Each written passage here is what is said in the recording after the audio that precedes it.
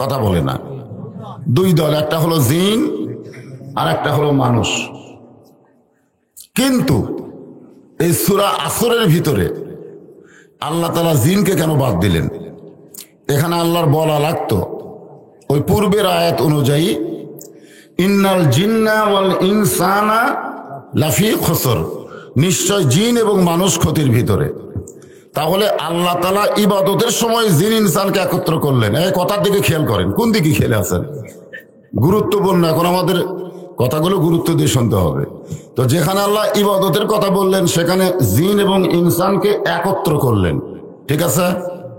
কিন্তু যেখানে ক্ষতির কথা বললেন সেখানে আল্লাহ জিনকে বাদ দিলেন কেন? আপনাদের কাছে যদি আমি প্রশ্ন করি, আপনারা কি উত্তর দিতে পারবেন? কথাও কয় না, তো চুপ থাকা কি? জান পারি না যে একজন করলেন, বাদ বাকি যে চুপ থাকলেন।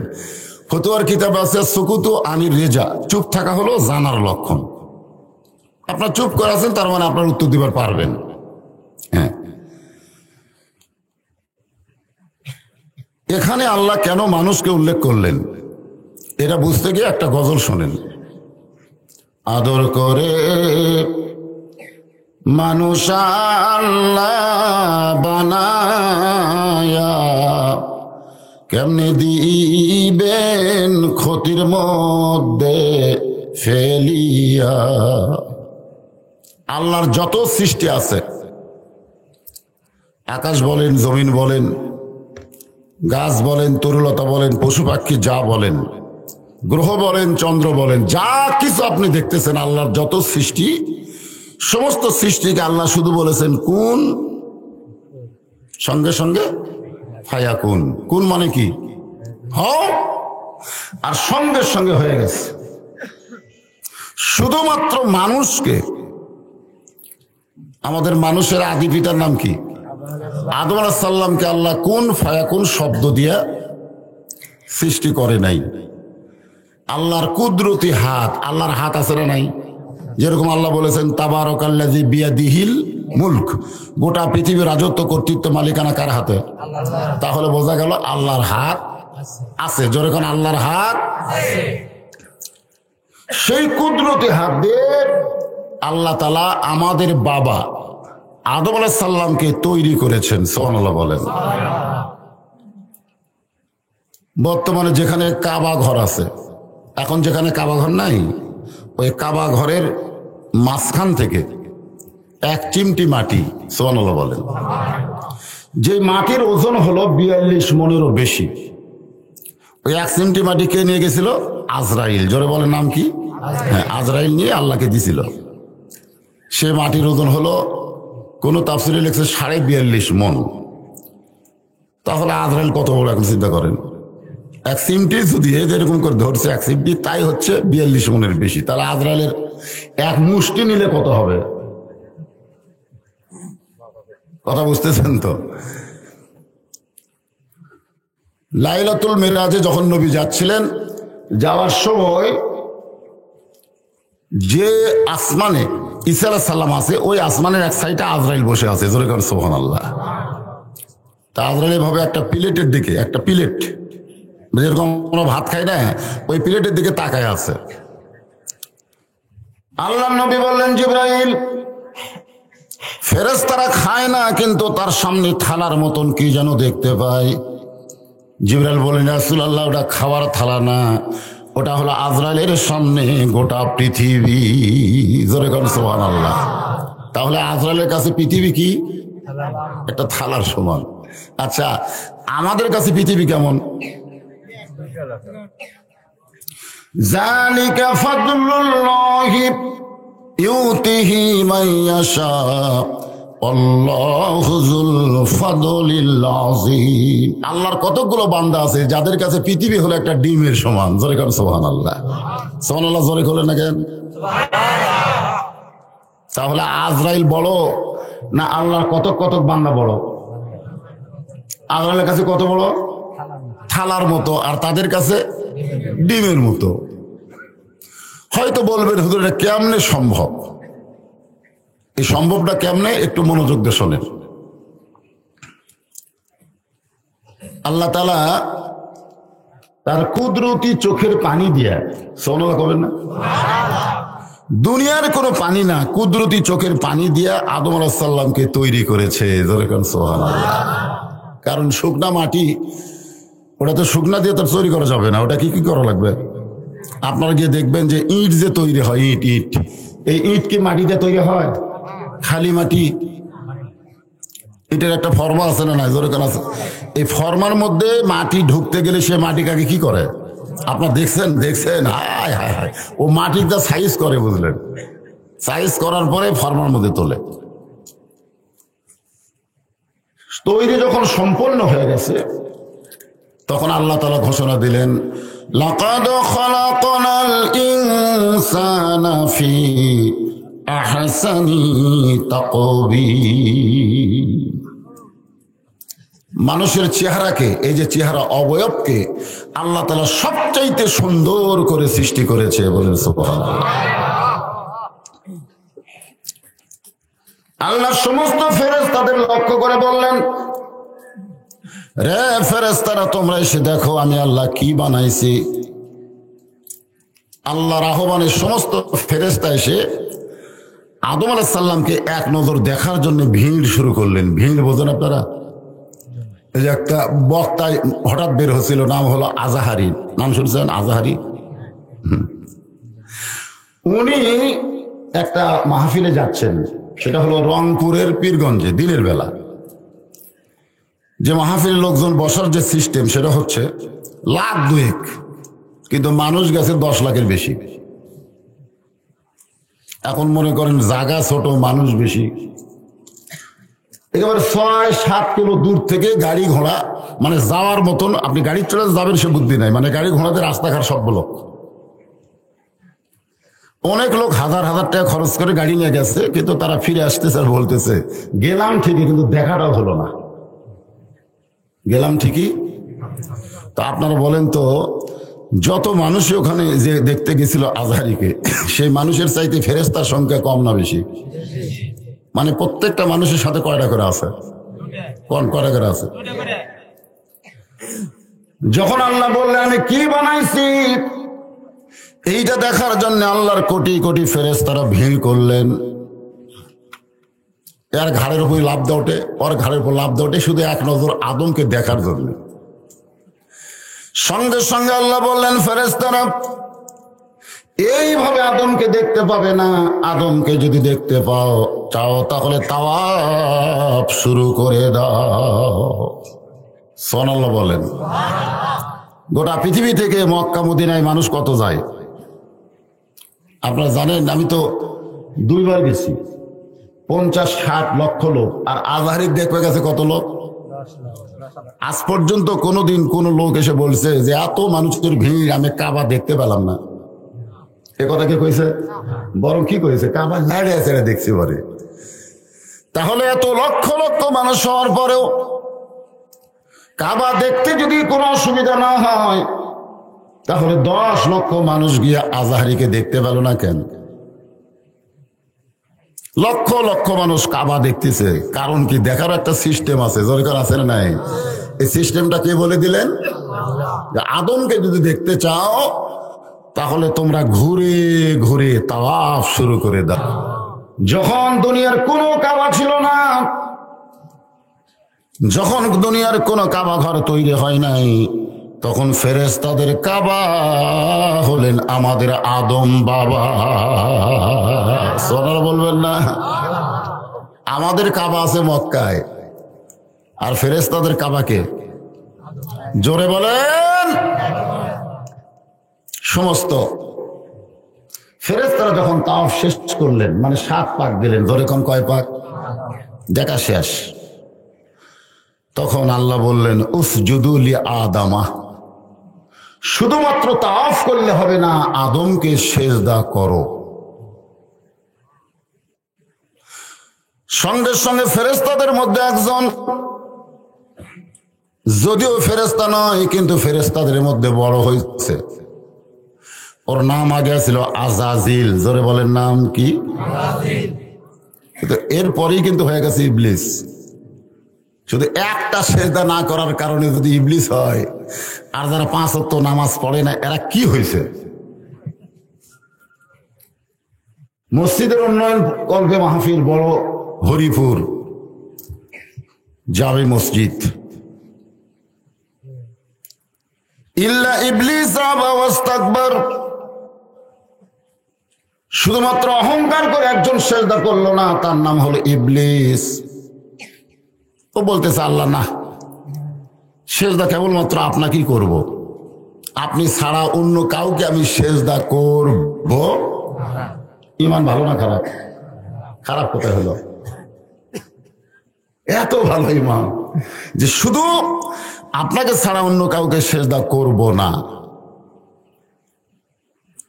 আল্লাহ বললেন মারদুদ, দূর হয়ে যাও, দূর হয়ে যাও, আমার রহমতের এরিয়ার মধ্যে তোমার থাকার আর কোনো সুযোগ নাই। ইবলিস বলতেছে আল্লাহ যাব ঠিকই, যাওয়ার আগে আপনাকে একটা কথা বলবার চাই। আল্লাহ বলেন কি কথা? বলে 40 লক্ষ বছর আপনাকে সেজদা করলাম। সুবহানাল্লাহ কোন 40 লক্ষ বছর আপনাকে সেজদা করলাম, শুধুমাত্র একটা সেজদা করলাম না। এই একটা সেজদা না করার কারণে কি আমার 40 লক্ষ বছর কি বাতিল হলো? আল্লাহকে সেজদা করছে কত লক্ষ বছর, আর আদমকে করেনি কয়টা? তাহলে খালি একটা সেজদা না করার কারণে আমার কি 40 লক্ষ বছরের সেজদা বাতিল হলো? আল্লাহ বলতেছেন শুধু সেজদা বাতিল না, তোর যত আমল সব বাতিল। ইবলিস বলতেছে আল্লাহ আমার প্রশ্ন হলো, আদম বড় না আল্লাহ বড়?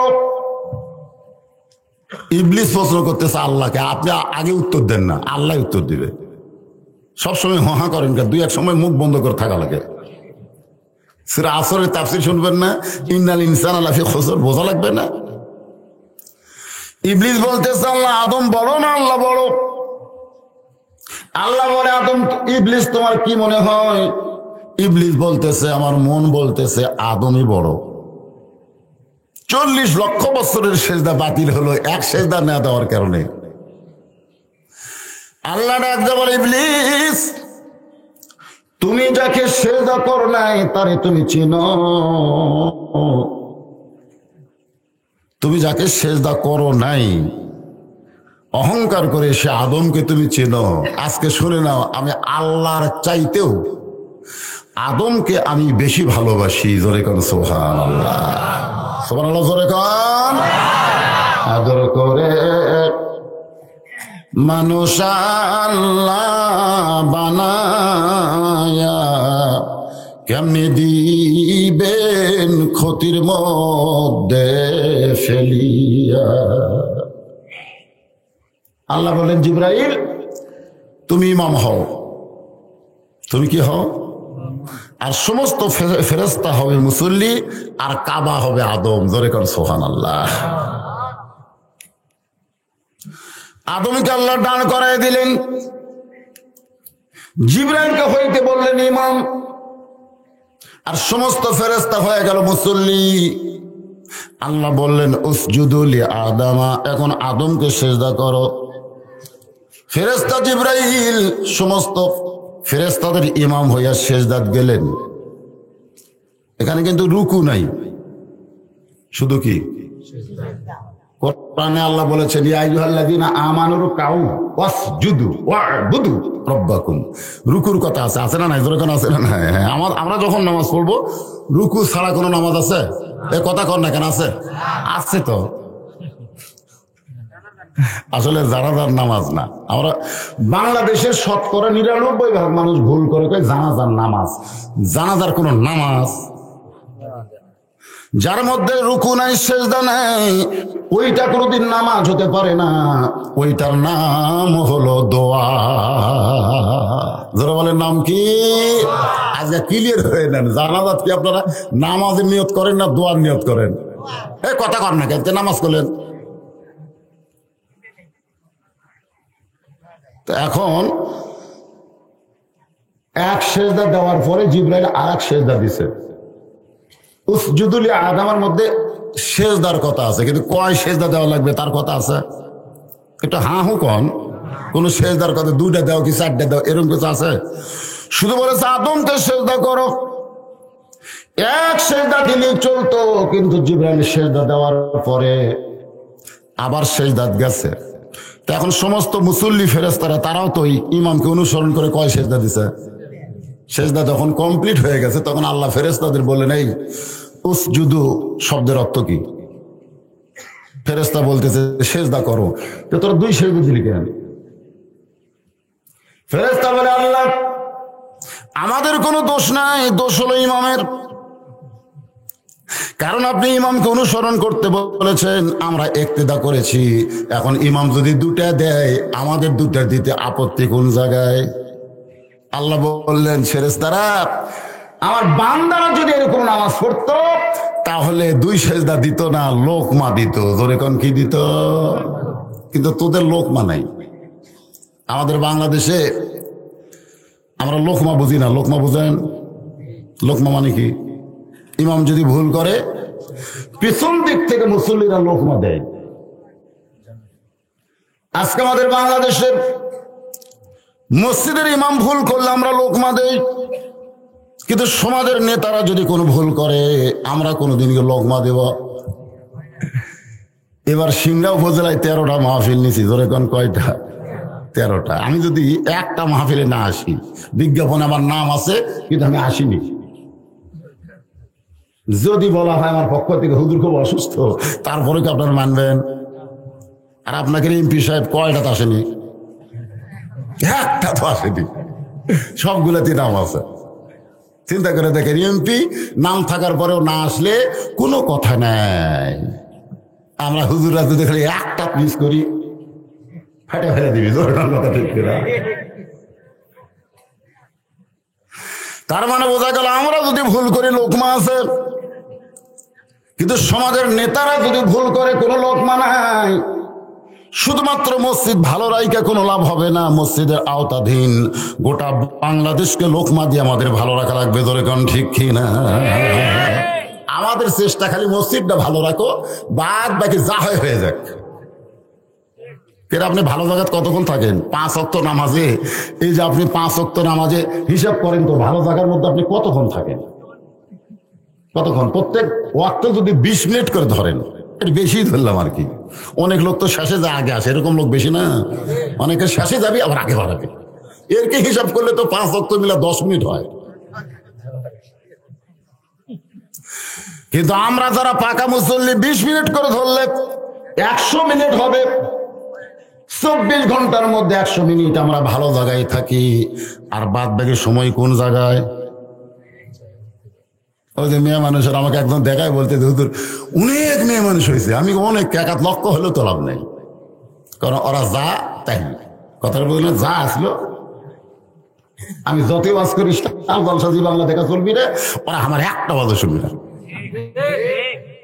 আমি মা বোনদের জন্য বলি, যতদিন তোমরা স্টার জলসাজি বাংলা দেখবা ততদিন তোমার একটা ওয়াজও কাজে লাগবে না। কারণ তোমাদের কারণে মুসলমানের ঘরে হিন্দুকের পূজার বাদ্য বাজতেছে। ধরে কোন কথা ঠিক কি না? নাম তো হরিপুর, তো মসজিদ কেন? তার মানে বোঝা গেল আমরা হরিপুরের হরি নাই, আমরা হরিরে কবর দিয়ে আল্লাহ ধরেছি। জোরে বলেন কথা ঠিক কি না? আমাদের হরি আছে কিন্তু ঘরত আছে। আমাদের স্টার জলসা হরি হরি হরি হরি করতেছে না? আর হিন্দুরা প্রত্যেকটা নাটকের মধ্যে হরি থসে, নাম হরিপুর, ঘরের মধ্যে হরি ঠিকই আছে না? আজকে মা বোনদের জন্য কিছু ওয়াজ করা লাগবে।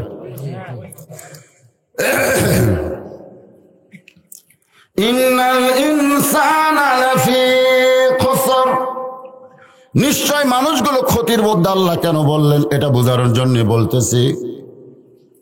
ফেরেশতারা বলতেছে আল্লাহ আমাকে ধরেন না, ধরেন ইমামক।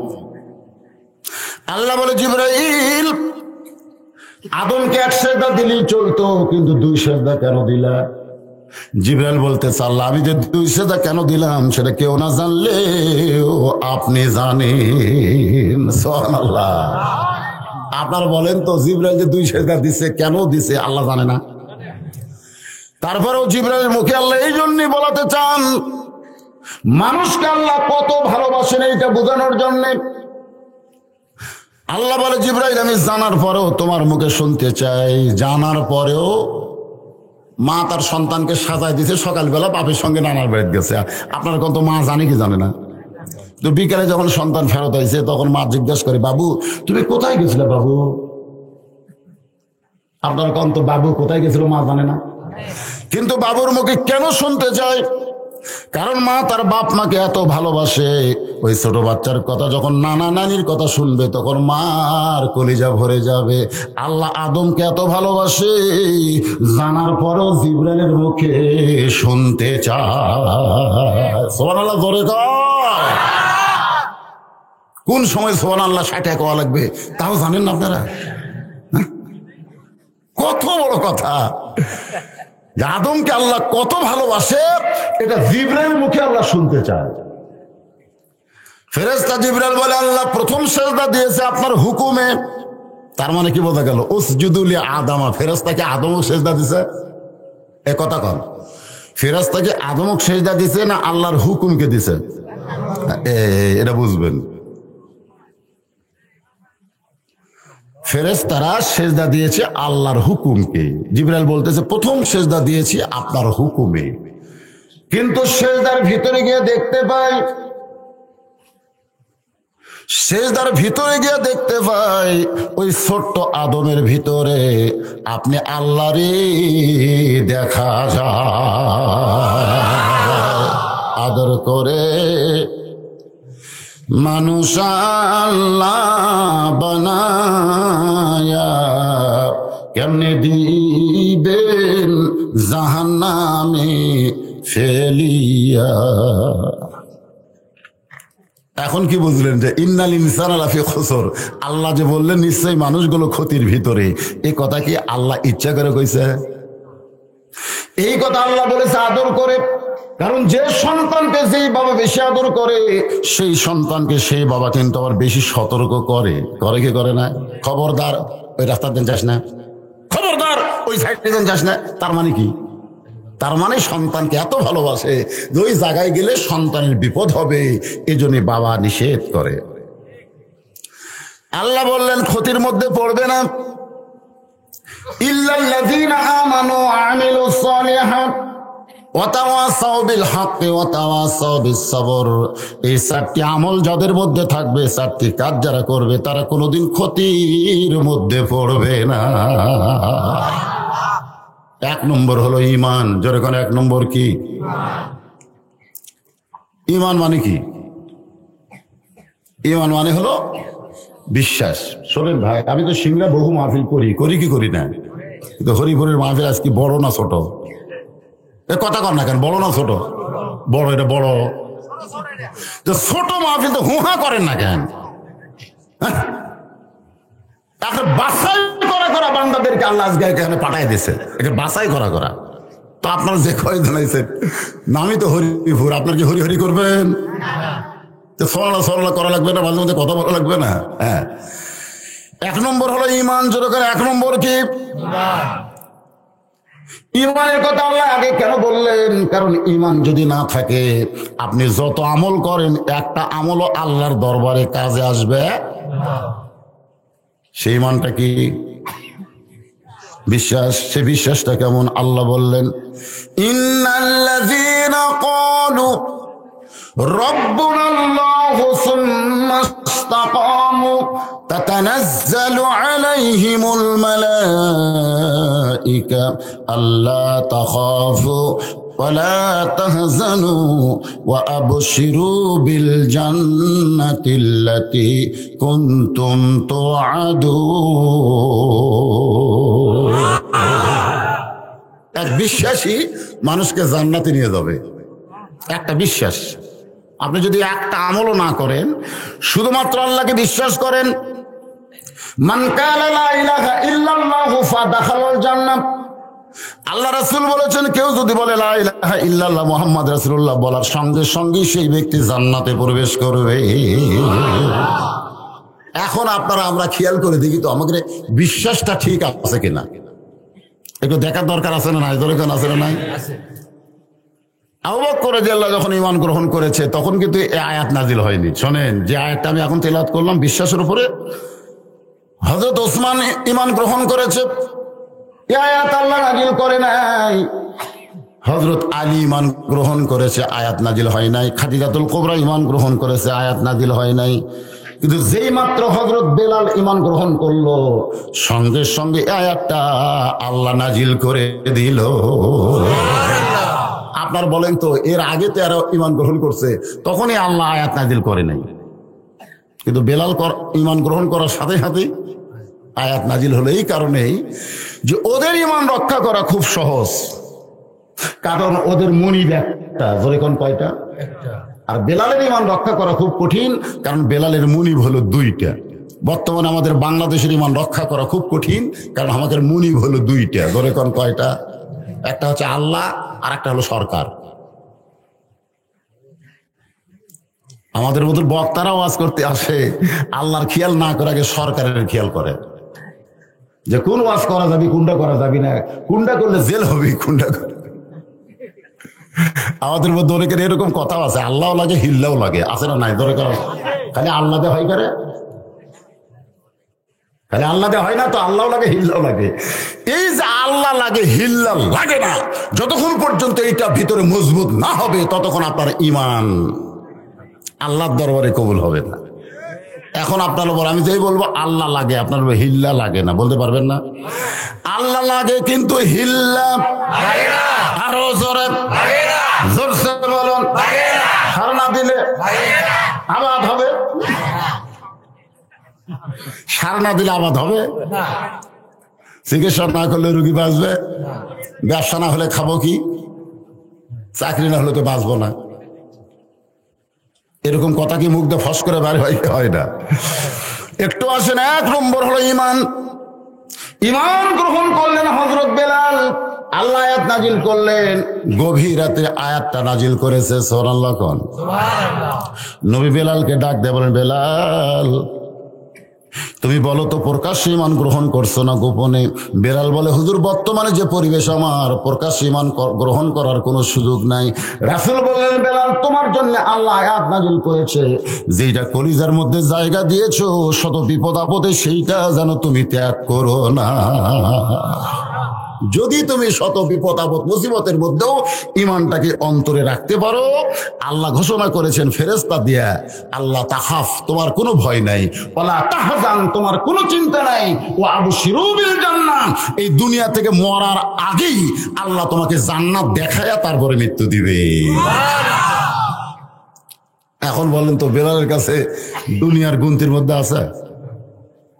গভীর রাত্রে হযরত বেলালের জীবনে এটা পড়বেন, তেনাকে তার মনিব এত ঘৃণা করতো যে গোয়াল ঘরে রাখতো। গোয়াল ঘর বলতেন আপনারা, যে ঘরে উট দুম্বা ঘোড়া থাকে সেই ঘরের মধ্যে বেলালকে রাখতো। বেলালের জন্য আলাদা কোনো ঘর ছিল না। হযরত বেলাল অবশ্য মনিবের কাছে একদিন কমপ্লেন করেছিল যে আমি কি মানুষ না, উট দুম্বা গাদার করে থাকতে যে আমাকে দুর্গন্ধ লাগে। বেলালের মনিব বলে যে একটা উট দুম্বার দাম আমার কাছে আছে, কিন্তু তোর দাম আমার কাছে নাই। মানবতার কোন স্বীকৃতি যখন হযরত বেলাল পায় নাই, তখনই ইসলাম ধর্ম গ্রহণ করেছে, মানবতা পাওয়ার জন্য। যখন সুবহানাল্লাহ।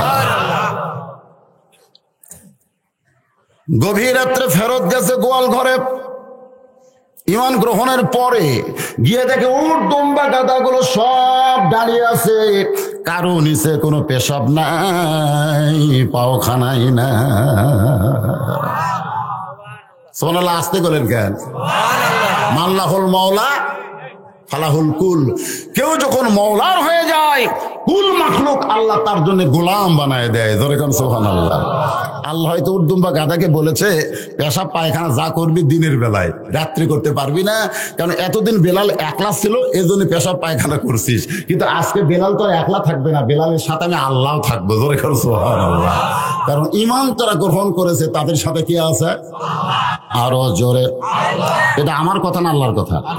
আল্লাহ কোরআন কারিমে বলেন, অহুয়া মাকুম আইনামা কুনতুম। রে ঈমানদার বান্দা বান্দিরা শোনো, তোমরা কিন্তু একলা না, তোমাদের সঙ্গে আমি আল্লাহ রয়েছি। এখন বলেন, বেলাল কি একলা? এতদিন উট দুম্বা পেশাব পায়খানা করেছে, বেলাল থাকলে তো অসুবিধা নেই। হযরত বেলাল চিন্তা করলেন উট দুম্বা পেশাব পায়খানা করে নাই, তাহলে সকাল বেলার কাজ কি গোয়াল ঘর পরিষ্কার করা? তো আগে থেকেই যদি পরিষ্কার করা থাকে আর কোনো পরিষ্কার দরকার আছে? এখন আমি পরিষ্কার করব ইমানের ঝংকার দিয়া আমার ভিতরের সমস্ত কালিমা। আলা বিজিক্রিল্লাহ তাতমাইন্নুল কুলুব, আলা বিজিক্রিল্লাহ তাতমাইন্নুল কুলুব, জোরে কর সুবহানাল্লাহ। আমার কলবের মধ্যে যে ময়লাটা আছে এই ময়লা পরিষ্কার হয় কি দিয়া? জিকির দিয়া। জোরে কর কি দিয়া? সেটা কোন জিকির? লা ইলাহা সুবহানাল্লাহ আলহামদুলিল্লাহ লা ইলাহা সুবহানাল্লাহ আলহামদুলিল্লাহ। সবাই বলেন সুবহানাল্লাহ আলহামদুলিল্লাহ লা ইলাহা ইল্লাল্লাহ লা ইলাহা ইল্লাল্লাহ। হযরত বেলালের সকালের কোনো কাম নাই, গভীর রাত্রে বেলাল জিকিরের সাগরে ঢুকে গেল। একটু খেয়াল করবেন, ডুব দিলে ডুবারু হবে, মণিমুক্তা খুঁজে পাবে, পুরা হইবে মনস্কাম। বাম স্তনের 2 আঙ্গুল নিচে তোমার কলব সাগরের মোকাম। চোখ এভাবে বন্ধ করবে, আমার দিকে তাকান। এখন তো জিকিরের কথা বললে অনেকে বলে হুজুর আবার পীর সাহেব হলো নাকি রে? কোরআনে সব চাইতে জিকিরের কথা বেশি বলা হয়েছে, সুবহানাল্লাহ কর না কেন? দেখেন একটা আয়াত আপনাকে শোনাই, তারপর বুঝবেন। ইয়া আইয়ুহাল্লাযীনা আমানু উযকুরুল্লাহা যিকরান কাসীরা ওয়া সাব্বিহুহু বুকরাতাও ওয়া আসীলা। আল্লাহ বলতেছে যারা আমাকে বিশ্বাস স্থাপন করেছো তারা বেশি বেশি জিকির করো, বেশি বেশি নামাজ পড়ো, একটা আয়াত নেই। বেশি বেশি রোজা করো, একটা আয়াত নেই। বেশি বেশি হজ করো, একটা আয়াত নেই। কারণ নামাজের নির্ধারিত সংখ্যা আছে, সংখ্যা আছে, সময় আছে, আছে না নাই? হজের নির্ধারণ আছে না নাই? যাকাতের নির্ধারণ আছে না নাই? কিন্তু জিকিরের সব সময়, মানে কি যখনই সুযোগ পাবেন জিকির শুরু করবেন। জবানে যদি করতে না পারেন অন্তরে অন্তরে করবেন। হযরত বেলাল জিকিরের সাগরে ডুব দিছে। কখন যে ফজর হয়েছে, কখন যে সকাল হয়েছে, কারণ তখন কোনো নামাজ নাই, ধরে কোন কি নাই। সর্বপ্রথম দুনিয়াতে যে ইবাদত এসেছে তার নাম কি? জোরে কথা কর না কেন? আরে জিকিরের বহু পরে নামাজ আছে। আজকে নামাজ যে মানুষ ওয়াজ করে কিন্তু জিকিরের ওয়াজ করে না। আবার অনেকে বলে জিকির করলে নামাজ লাগে না, ওটা আবার ভণ্ডামি। নামাজের কথা আছে, ও আমিলু সলিহা যখন আসবে তখন অবশ্যই নামাজের কথা আপনারা শুনতে পাবেন। তবে যেইটা বলতে যে একটু মনোযোগ দেন, হযরত বেলাল জিকির শুরু করছে। জিকির করতে করতে কোন জায়গা উঠছে, কোন জায়গা উঠছে সেটা জানেন আপনি?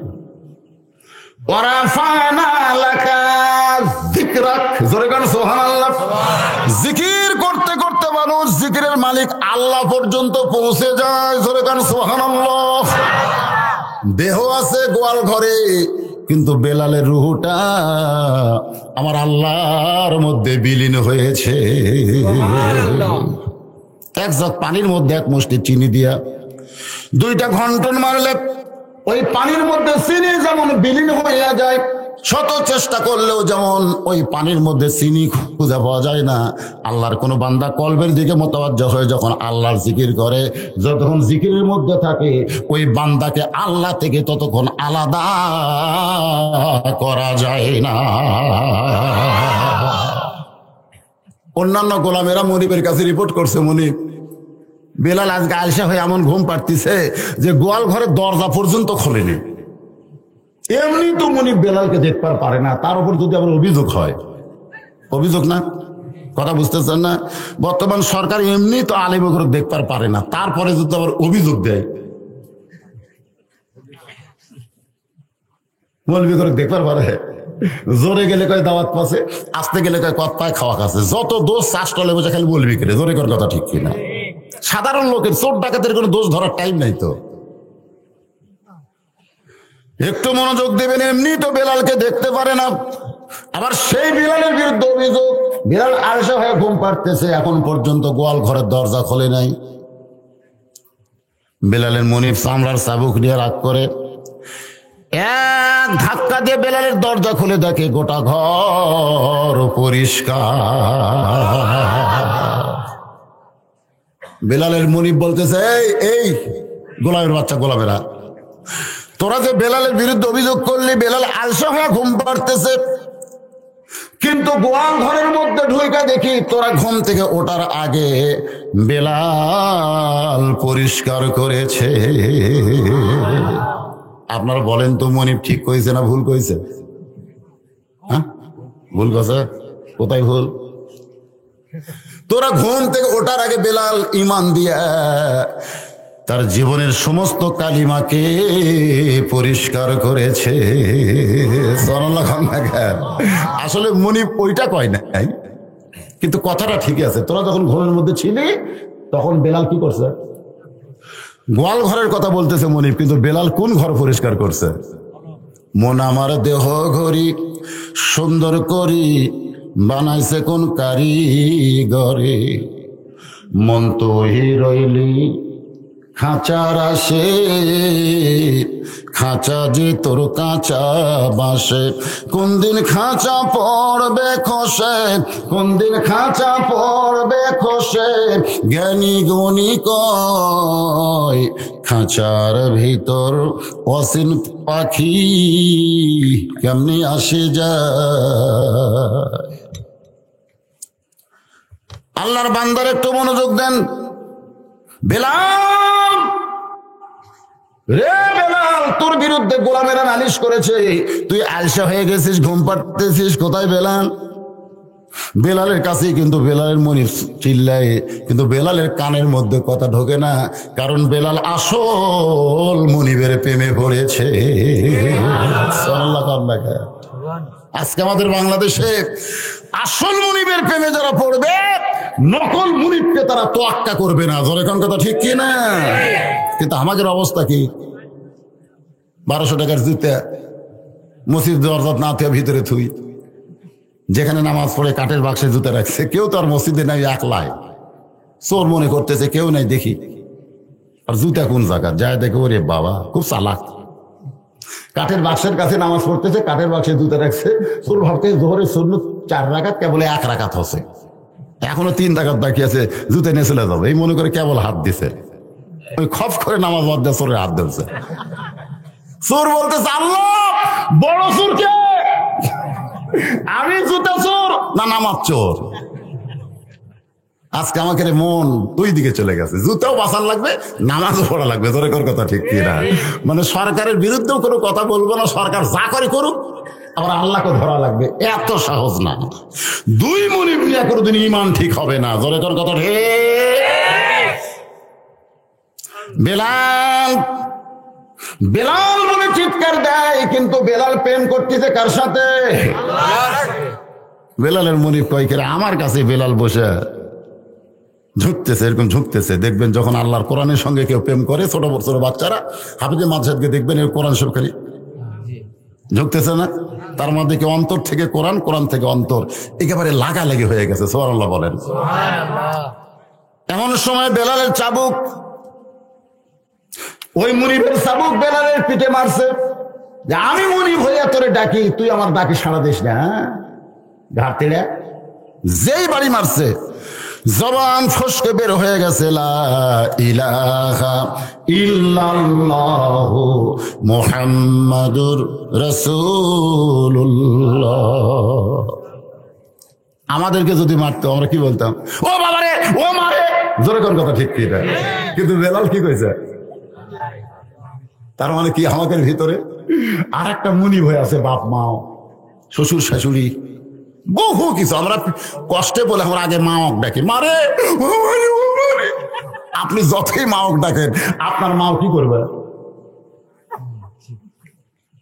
এই যে গায়ক কিন্তু গানের মধ্যে বলেছেন, বাবা আনন্দে মাতিয়া সাগরে ভাসাইয়া সেই যে চইলা গেল, খবর নেই না মাজন।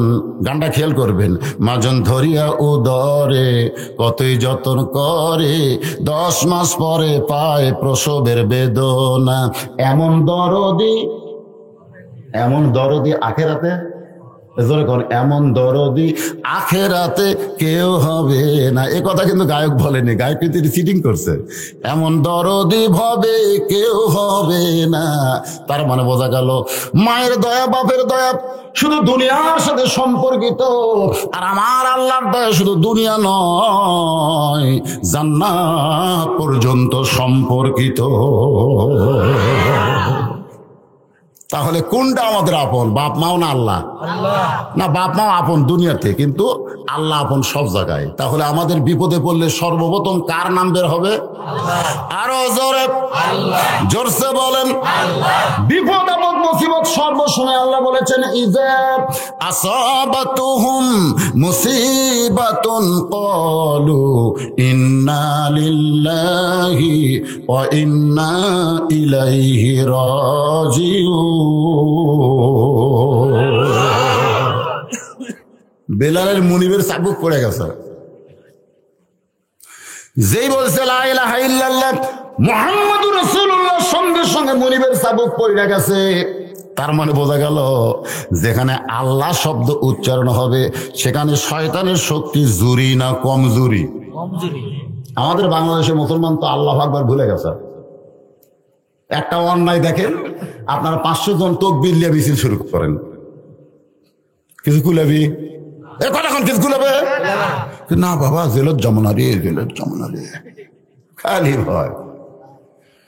মুনিবের হাতের চাবুক পড়ে গেছে, মুনিব থরথর করে কাঁপতেছে। বেলাল, আমরা তাকে শত্রু বিশ্বাস করি যে আমাদের বাপ দাদার ধর্মকে চুনকালি দিয়ে নিজে ধর্ম প্রচার করে, তুই আমার গোলাম হইয়া তার ধর্মে কখন ভর্তি হলি? ও বেলাল, আমার একটা মুনিব আছে, তার নাম হলো আবু জেহেল। কয়েকদিন আগে আবু জেহেল ঘোষণা করেছে, রে মুনিবেরা শোনো, তোমাদের গোলামের দিকে তোমরা খেয়াল করো, কারণ আমরা গোলামের উপর যে অত্যাচার করতেছি, এই অত্যাচার থেকে যদি বাঁচতে গিয়ে আব্দুল্লাহর এতিম পোলার দলে ভর্তি হয়ে যায়, তাহলে আমাদের মুনিবগিরি কিন্তু আর চলবে না। তার মানে কি বুঝাচ্ছে? যাদের উপর নির্যাতন করা হচ্ছে আজকে বাংলাদেশে, অর্থনৈতিক ভাবে সামাজিক ভাবে সর্বদিক দিয়ে যাদের নির্যাতন করা হচ্ছে, তারা যদি একবার ইসলামকে গ্রহণ করে, ইমানকে ভিতরে নিয়ে আসে, ওদেরকে আর আমাদের দলে ভর্তি করা যাবে না। জোরে কোন কথা ঠিক বুঝতে পারতেছেন না? এইবার একটা আলুওয়ালারা হাসতেছে। এইবারে আমাকে এলাকা যারা আলু আবাদ করছে ওরা একটা হাসতেছে, হ্যাঁ দাম বেশি বাসে, গতবার খালি কান্দে, খালি কান্দে, সারের দাম বেশি, ওষুধের দাম বেশি, সবকিছুর দাম বেশি, হুজুর আলুর দাম কম। এটাই হলো কৃষকদেরকে নির্যাতন করা। ধরে কোন কথা ঠিক কিনা? আবাদ করে দাম পায় না, তার মানে কি? ধান আবাদ করতেছেন, কাটার সাথে সাথে কি আপনার দাম পাবেন? তাই তখন কম দামে বেচা লাগে, পরে যখন আপনাকে বেচা শেষ, ওরে বাবা, তখন হবে দাম। এটাই হলো নির্যাতন। এই নির্যাতন থেকে আপনার একটাই মাত্র বাঁচার উপায় হলো সুদ ভিত্তিক অর্থনীতিকে কবর দিয়া আল্লাহর কোরআন ভিত্তিক অর্থনীতি চালু করতে হবে। ধরে কোন কথা ঠিক এটা না, না আমরা এই কথা বললি কবি হুজুর আবার মসজিদের উন্নয়ন ওয়াজ করবে, সে রাজনীতি করতেছে। সবই ঠিক, সবই ঠিক, কোনো রাজনীতি হবে না। কোরআনের ঈমান থেকে সূরা আসর আপনাদের সামনে আলোচনা হচ্ছে, একটু মনোযোগ দিয়ে শুনবেন। বিরক্ত হচ্ছেন? হযরত বেলাল মুনিবের সামনে দাঁড়ায় বলতেছে, এমন একজন মুনিবকে কলিজার মধ্যে জায়গা দিয়েছি, ইন্নাল্লাযীনা ক্বালু রাব্বুনাল্লাহ, নিশ্চয় যারা আল্লাহকে রব বলে স্বীকার করেছে, এর প্রতি ইস্তেকাম সুম্মা ইস্তাকাম, এর প্রতি এমন ভাবে অটল হয়েছি, আমাকে যদি টুকরা টুকরা করেন, আমি যে মুনিবকে গভীর রাতে ধরেছি ওই মুনিবকে আর কোনোদিন আমি ছাড়ব না। আয়াত কি এমনি নাজিল হয়েছে? সারাদিন ধরে মারছে, মারার কমতি করে নাই, কালো মানুষকে মারতে মারতে গোস্তের টুকরার মতন লাল করেছে।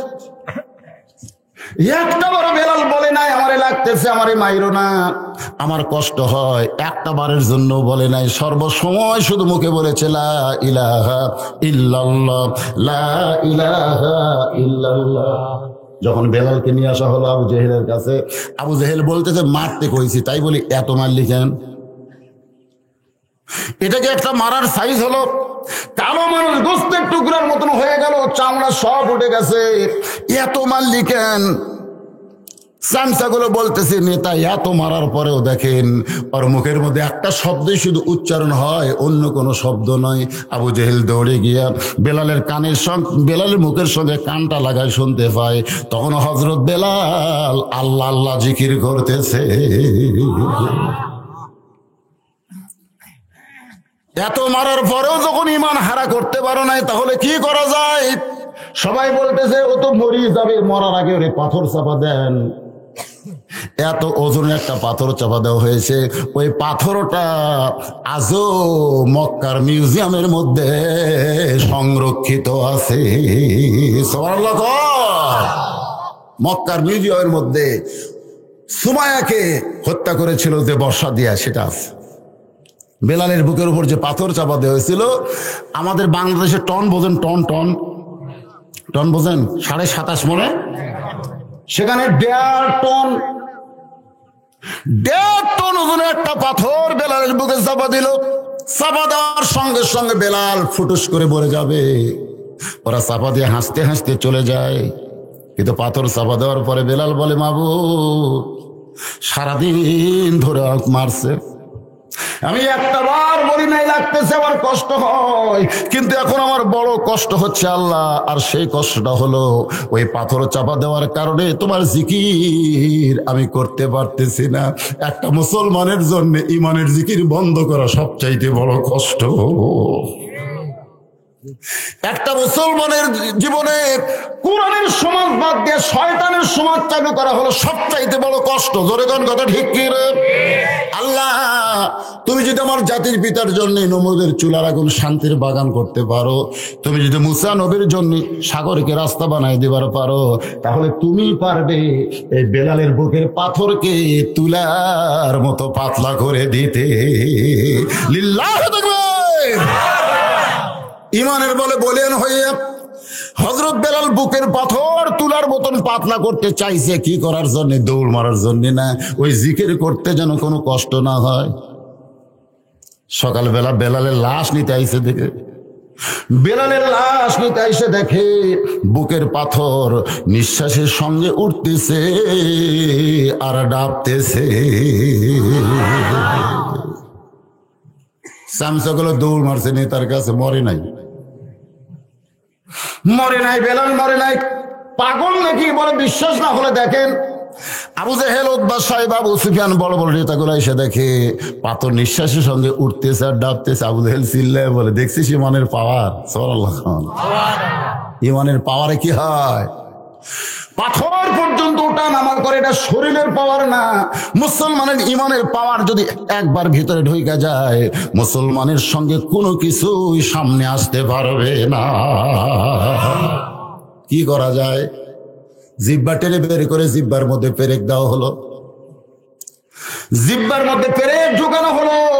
হযরত বেলালের ভাই আবু বকর হয়তো বলবেন, হুজুর কেমন ভাই? এটা মায়ের পেটের ভাই না। রাসূল বলেছেন, কুল্লু মুসলিমুন ইখওয়া, প্রত্যেকটা মুসলমান হলো ভাই ভাই। 1000 আশরাফি কোন কিতাবে লিখছে 10,000 স্বর্ণ মুদ্রা ওই আহত বেলালের বিনিময়ে আবু বকর দেওয়ার পরে মুক্ত করে যখন নবীর কাছে নিয়ে যায়, নবী আমার নিজের হাতে বেলালের জিব্বার পেরেকগুলো টেনে বের করে বেলালের কপালে চুমা খায়। রাসূলের চোখের পানি দেখে বেলাল মুস্কি মুস্কি হাসে। আল্লাহ নবী বলে, বেলাল এত কষ্ট দিয়েছে বাজান, আমরা দূরে থেকে শুনেছি দেখেছি, কিন্তু আমরা সংখ্যায় নগণ্য বলে তোকে আমরা সাহায্য করতে পারি নাই। বেলাল বলতেছে, রাসূলুল্লাহ হুজুর আপনি কাঁদবেন না, আপনি কিসের কারণে কাঁদতেছেন? বলে, তোমাকে এত মার মারছে, তোমার বুকে পাথর চাপা দিয়ে রাখছে, জিহ্বার মধ্যে কাঁটা ঢুকাই দিয়েছে। বেলাল বলে, রাসূলুল্লাহ ওই কলেমার এত স্বাদ, ওই কলেমার এত মজা, আমি কলেমার জিকির যখন করেছি আমার আল্লাহ তাআলা জান্নাতের দরজা আমার সামনে খুলে ধরেছে। আমি জান্নাতের দরজা দেখেছি, জিকির করেছি, ওদের কোনো কষ্ট আমার কলিজা পর্যন্ত পৌঁছে না।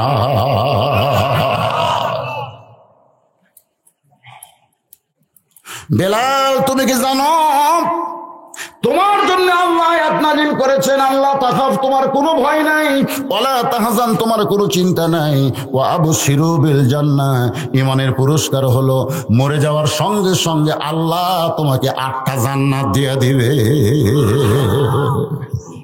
বেলাল বলতেছে, হুজুর আমি তো মরি নাই, এখন খবর কি? তখন বলা হচ্ছে ওয়া আমিলুস সলিহাত, ঈমানের পরেই 2 নম্বর যে স্টেপটা আসবে তার নাম কি? আমল, নেক আমল। আপনার বলেন তো, যত নেক আমল আছে সবচাইতে দামি নেক আমলের নাম কি? যতগুলা নেক আমল আমরা করি তার মধ্যে সবচাইতে দামি, আপনারা বুঝতে পারতেছেন না? সবচাইতে দামির নাম কি? না না, সেটা তো করলাম, সেটা তো ঈমানের মধ্যে গেল। আমলের মধ্যে আমি এখন বলতেছি সবচাইতে দামি আমলের নাম, আরো জোরে জোরসে বলুন, লা সলাতা লা ঈমানা। দেখছেন, এখানে আল্লাহ রাসূল বলে দিলেন যে তুই যত ঈমানদার হ, তোর যদি নামাজ না থাকে তাহলে তোর ঈমান থাকবে না, ঈমান থাকবে না। ঈমান গ্রহণ করলেও ঈমানকে ধরে রাখতে গেলে 1 নম্বর আমল হচ্ছে নামাজ। 2 ওয়াক্ত নামাজের পরে নবী সাহাবীর দিকে মুখ ঘুরায়, একটা হলো ফজর, একটা হলো আসর। ফজরের নামাজের পরে নবী দীর্ঘ সময় আলোচনা করে, আর আসরের নামাজের পরে অল্প সময় নবী একটু বয়ান করে। খুব খেয়াল করবেন, সাহাবীর দিকে মুখ ঘুরায় নবী যখন আলোচনা শুরু করবেন, নামাজ শেষ, এখন সাহাবীর দিকে মুখ ঘুরে নবী যখন আলোচনা করবেন, এমন সময় একজন সাহাবী দাঁড়িয়ে নবীকে সালাম দিচ্ছে, আসসালামু আলাইকা ইয়া রাসূলুল্লাহ।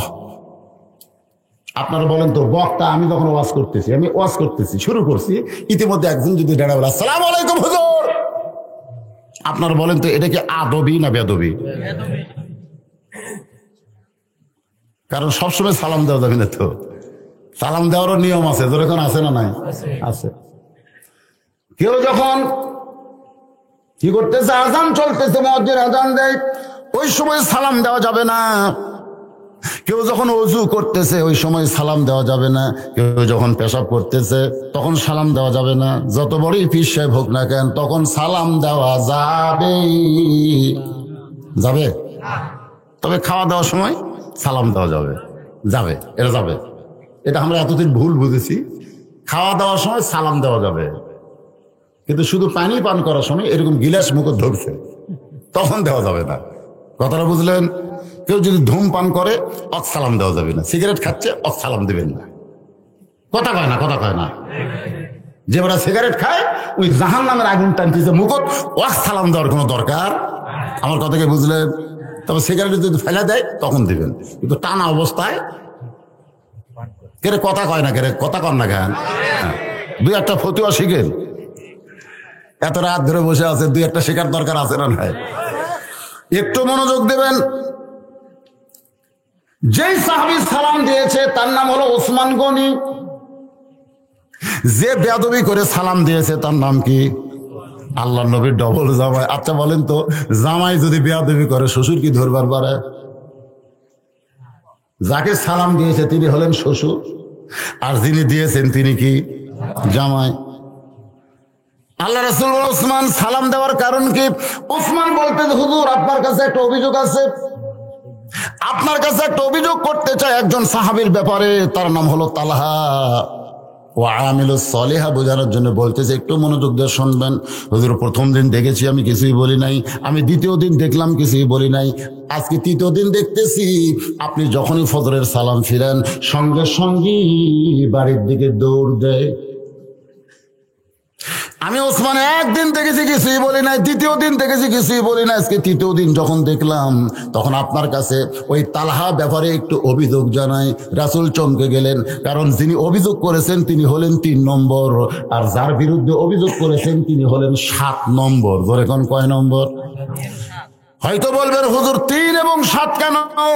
এই দুনিয়াতে 10 জন সাহাবীকে আল্লাহর পক্ষ থেকে জান্নাতের সার্টিফিকেট দেওয়া হয়েছে, তার মধ্যে 3 নম্বর হলো ওসমান গনি, আর 7 নম্বর হলো তালহা। এখন জাত তার বিরুদ্ধে তো অভিযোগ দেয় নাই, দিছে রে বাবা। সঙ্গে সঙ্গে নবী আমার দাঁড়িয়ে গেলেন, নবী দাঁড়িয়ে গেলেন। সাহাবা বললেন, ইয়া রাসূলুল্লাহ, আপনি দাঁড়ালেন কেন? রাসূল বললেন, ওসমান অভিযোগ দিলি আমি অভিযোগ গ্রহণ করব না, আগে তদন্ত করে দেখা লাগবে ওসমানের অভিযোগ সত্য কিনা। এখান থেকে প্রমাণ হয়ে গেল, কেউ যদি আমার বিরুদ্ধে অভিযোগ দেয় বদরুল ইসলাম রাজাকার, যদি কেউ দেয়, আমার দাড়ি দুড়ি পাকা দেখে অনেকে কয় হুজুর আপনার ৭৫ হয়নি, অনেকে কয় ৭৫ হয়নি হুজুর, ৭০ পার হয়নি। আমি ওরকম কেমনে করে বুঝাই যে আমার জন্ম সার্টিফিকেট হলো ১/১/৭১, ১/১/৭১ আমি জন্ম নিছি। ওরকম আমি বুঝাই কি দিয়ে যে আমার বয়স কেবল ৫২-৫৩, বোঝানোর ক্ষমতা আছে? আমি কই খালি হাসিয়া বাড়ি দিয়ে। আমার বাবা ৭৩ বছরে মারা গেছে, আজ থেকে ২ বছর আগে। যারা আমাকে দাওয়াত দিবার গেছে আগে থেকে, যাদের কাছে আমি আইছি আজ থেকে কয়েক বছর আগে, ২০০৭ সালে আমি একটা দাড়িও পাকিনি। তখন কাছে দেখবেন হঠাৎ ডায়াবেটিস হয়ে আমি ঝুনা বুড়া হয়ে গেছি। এখন যদি কেউ তদন্ত না করে আমার বিরুদ্ধে রিপোর্ট দেয় বদরুল ইসলাম রাজাকার, তো ওই বুড়া তো ভালোই হতেও পারে। আপনারা বলেন তো, খালি অভিযোগের উপর রাজাকার গ্রহণ করা যাবে? তদন্ত করার দরকার আছে রে। তদন্ত করতে চাই দেখি না রে, ওই তো যুদ্ধের সময় কেবল জন্ম নিয়েছে রে, এই রাজাকার কেমনে হবে? আল্লাহ রাসূল বললেন, শুধু অভিযোগ শুনে বিচার করা যাবে না। ওসমান গনি যে তালহার ব্যাপারে অভিযোগ করলো, এই অভিযোগগুলো আমাকে তদন্ত করতে হবে। ইন্নাল্লাহা ইয়ামুরুকুম আন তুআদ্দুল আমানাতি ইলা আহলিহা ওয়া ইযা হাকামতুম বাইনান নাস আন তাহকুমু বিল আদল। আল্লাহু আকবার করবেন না। আল্লাহর কোরআন যখন তেলাওয়াত হয় ঈমান বাড়ে না কমে? তাহলে ঈমান বাড়ার লক্ষণ কি? আল্লাহু আকবার। নবী মসজিদ থেকে যখন বের হলেন, প্রত্যেক সাহাবী মসজিদের মধ্যে গুনগুন করতেছে যে ওসমানের মতন একজন মানুষ, ওসমানের মতন একটা মানুষ অভিযোগ করলো, তাও হুজুর তদন্ত গেল। কি মনে করতেছেন? ওসমান কি মিথ্যা কথা নাকি? মানে গুনগুন গুনগুন করতেছে। আল্লাহ রাসূল চুপ। মানে রাসূলকে সাহাবেরা কেমন মানতো আপনারা তো জানেন। চুপ। এই আমি একলা তদন্তে যাব না, তোমরা কি যাবা? ওমর ফারুক বললেন, হুজুর যদি আপনি সাথে নেন তাহলে আমাদের কোনো আপত্তি। এই কথার দ্বারা বোঝা গেল শুধু এক দল তদন্ত করলে হবে না, সর্বদলীয় তদন্ত লাগবে। জোরে কোন কথা ঠিক কি না? বাংলাদেশের ক্ষমতার যে দল আছে খালি এরা একলাই তদন্ত করলে হবে কি? কোন সব দলের তদন্তের দরকার আছে না নাই? কিন্তু আমাদের দেশে তো খালি একদলীয় তদন্ত হচ্ছে। তা তদন্ত করতে থেকে যে হুজুর দেখতে পারে না, জোরে গেলে কয় দাওয়াত পাচ্ছে, আসতে গেলে কত পায় খাওয়া খাচ্ছে, ওকে আবার তদন্তের দায়িত্ব দিছে। দেখতো হুজুর কোন দল করে, ওই আগে থেকে দেখতে পারে না। এখন বলেন ওই যাই হুজুর জোরে গেলে কয় দাওয়াত খাচ্ছে, আসতে গেলে কত পায় খাওয়া খাচ্ছে, ওই দেখতে পারে? ও কি দিয়েছে তদন্ত দেখতে হুজুর কোন দল করে। এখন বলেন তদন্তের রিপোর্ট কি হুজুরের পক্ষে পড়বে? কথা কর না কেন? আপনার কথা কর না কেন? আজকে হুজুরের তদন্ত কারা করতেছে? যারা হুজুর দেখবার পারে না, পারে না।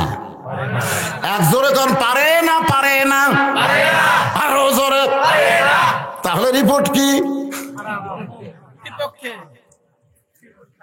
আল্লাহ নবীর সামনে সামনে, সাহাবীরা পিছনে পিছনে রওনা দিলেন। কোরআন কারীমের মধ্যে আল্লাহ বলেছেন, আমার নবী যখন পথ চলবে নবীর সামনে কেউ চলতে পারবে না। আবার নবী যখন কথা বলবে নবীর মুখের উপর কেউ কথা বলতে পারবে না। নবীর সামনে যদি কেউ চলে, নবীর মুখের উপর কেউ যদি কথা বলে, আল্লাহ বলেছে সঙ্গে সঙ্গে ওই ব্যক্তি জাহান্নামী হয়ে যাবে। সবার সামনে আল্লাহ নবী। কেউ যদি মনে করেন হুজুর এখন তো নবী নাই, এখন কি সুন্নত আছে? হ্যাঁ আছে। আল উলামা ওয়ারাসাতুল আম্বিয়া, আলেমরা হল নবীর ওয়ারিস। আপনি রাস্তা চলতে চলতে পিছন দিকে তাকায় দেখছেন একজন হুজুর আসতেছে, আপনি যদি একটু দেরি করেন যে হুজুর তো নবীকে ওয়ারিস বারে, তাহলে হুজুরের সামনে কেমনে যাই? দরকার নাই, হুজুর আসুক। হুজুর আসলে আসসালামু আলাইকুম হুজুর কেমন আছেন এই কয়ে হুজুরের পিছনে খালি 2 কদম আপনি হাঁটবেন, আল্লাহ তাআলা হাসরের ময়দানে ওই আমলের কারণে আপনাকে 2টা জান্নাত দিয়ে দিবে। সুবহানাল্লাহ করেন, সম্মান করেন।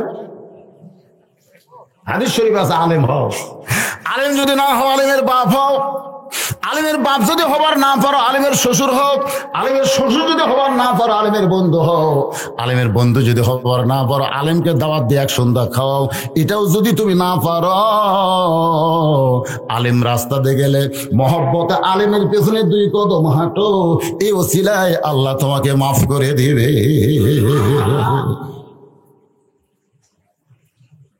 তালহার বাড়ির দরজায় আল্লাহ রাসূল বলেছেন, কোন বাড়ির দরজায় গিয়ে তোমরা খটখট শব্দ করবা না, কোন বাড়ির দরজায় গিয়ে তোমরা তার নাম ধরে চিল্লাচিল্লি করবা না। সর্বপ্রথম বাড়ির দরজায় তোমাদেরকে সালাম দেওয়া লাগবে। জোরে কোন কি দেওয়া লাগবে? আসসালামু কবলাল কালাম, আসসালামু কবলাল কালাম। আগে সালাম দেন, তারপরে কথা কোন। আসসালামু আলাইকুম ইয়া আহলাল বাইত, আসসালামু আলাইকুম ইয়া আহলাল বাইত, আসসালামু আলাইকুম ইয়া আহলাল বাইত। 3-3 নবী সালাম দিয়েছে। দরজা খোলার কোনো লক্ষণ রাসূল বলেছেন, এরপরে তুমি কালাম বলো, কথা বলো। আল্লাহ নবী ডাক দিলেন, তালহা। লব্বাইক ইয়া রাসূলুল্লাহ। যেই মাত্র নবী বলেছেন তালহা, সঙ্গে সঙ্গে ঘরের ভিতর থেকে আওয়াজ আসতেছে, লব্বাইক ইয়া রাসূলুল্লাহ। রাসূল বলেছেন, তুমি যদি কাউকে ডাক দাও আর বাড়ির ভিতর থেকে ডাকের শব্দ যদি শুনতে পাও, তাহলে দরজা খোলা পর্যন্ত তুমি ধৈর্য ধরো। আয়ের মতন চিল্লাচিল্লি করা যাবে? যখন যাবে নাকি? তালহা বললেন, লব্বাইক ইয়া রাসূলুল্লাহ। নবী আবার ডাক দিলেন তালহা, সঙ্গে সঙ্গে বলে লব্বাইক ইয়া রাসূলুল্লাহ।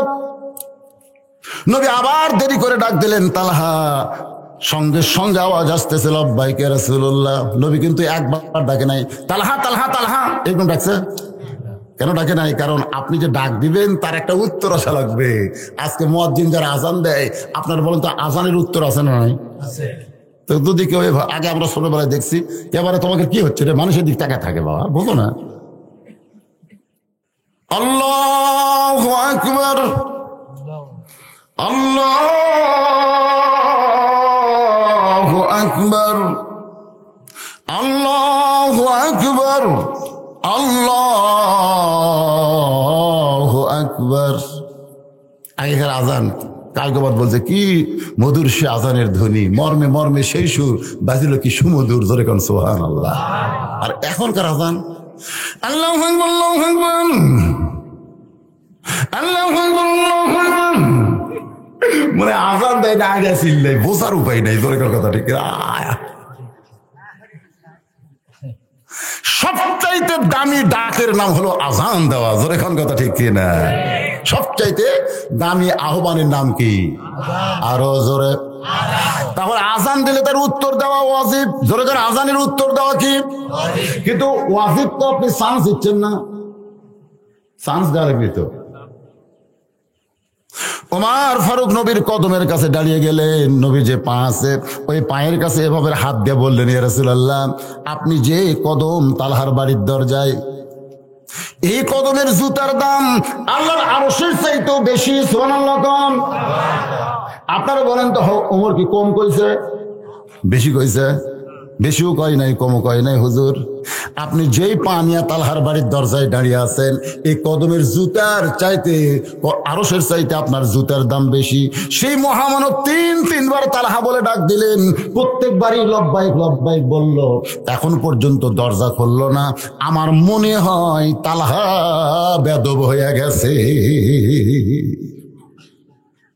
আল্লাহ রাসূল, ওমর তদন্ত করতে সে আগাম কথা কইও না। সুবহানাল্লাহ করবেন না? তদন্ত করতে সে আগে কথা কবে। মানে উমর ফারুক যে কথাটা বলছে, কথা কিন্তু সত্যি, যে আপনার জুতার পরশে আল্লাহর আরশ ধন্য হয়ে গেছে। আপনি সেই তালহার বাড়ির দরজা 3-3 ডাক দিলেন, প্রত্যেকবারই লব্বাই কয়, ই দরজা খোলে না, ই বেদব হয়ে গেছে। আল্লাহ রাসূল, ওমর তদন্ত করার আগে কোনো রিপোর্ট দেওয়া জায়েজ?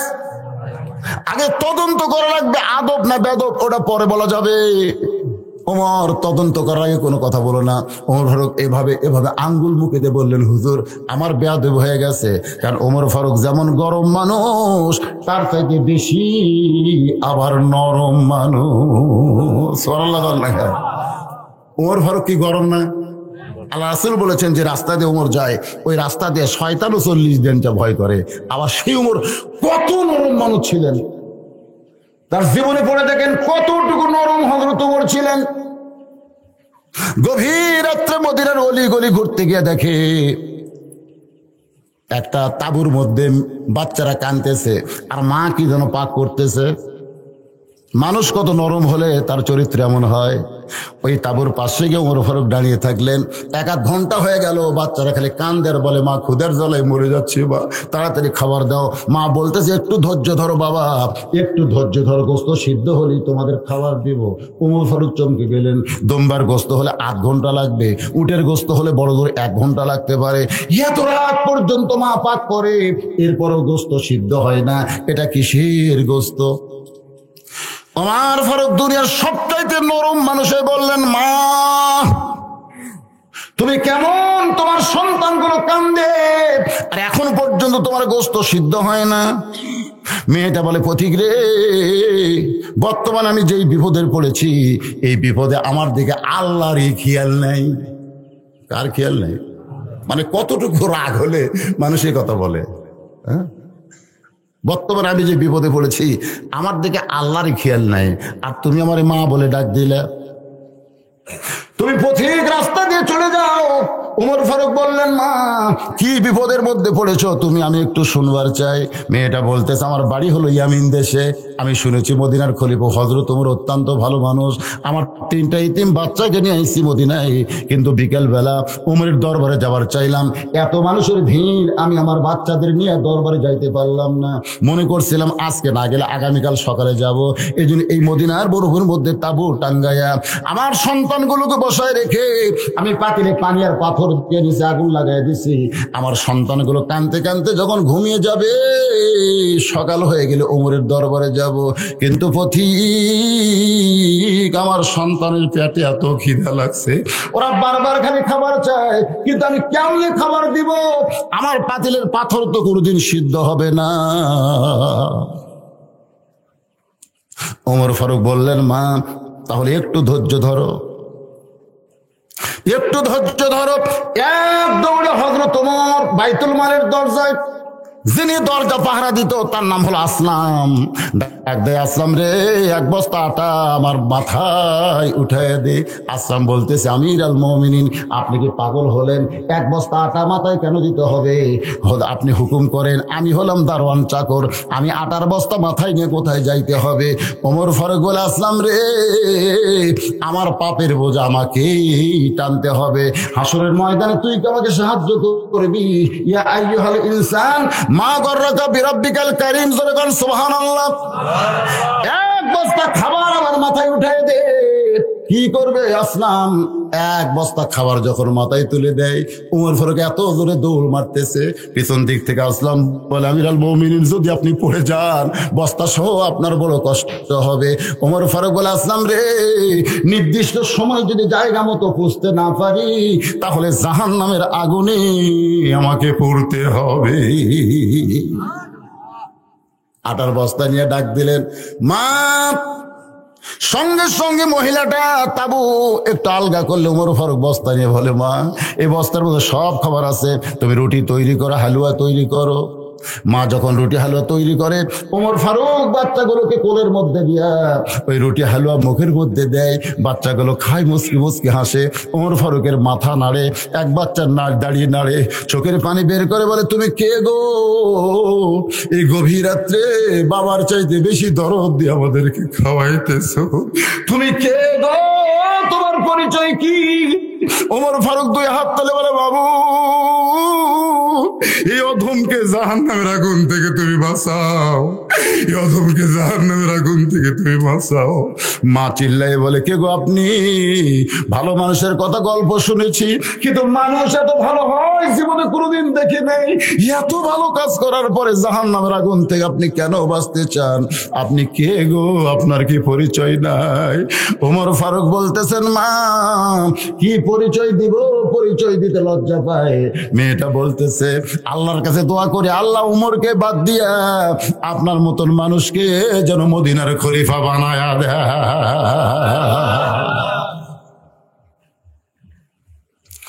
যেমন তিনি গরম ছিলেন তার চাইতে বেশি আবার কি ছিলেন, নরম ছিলেন। এরকম মুখে আঙ্গুল দিয়া চিন্তায় পড়ে গেলে আমার কথায় নবী হয়তো বেজার হয়ে গেছে। আর নবী বেজার হয়ে গেলে তার সব কি, তার আমল নামা সব শেষ হয়ে যাবে।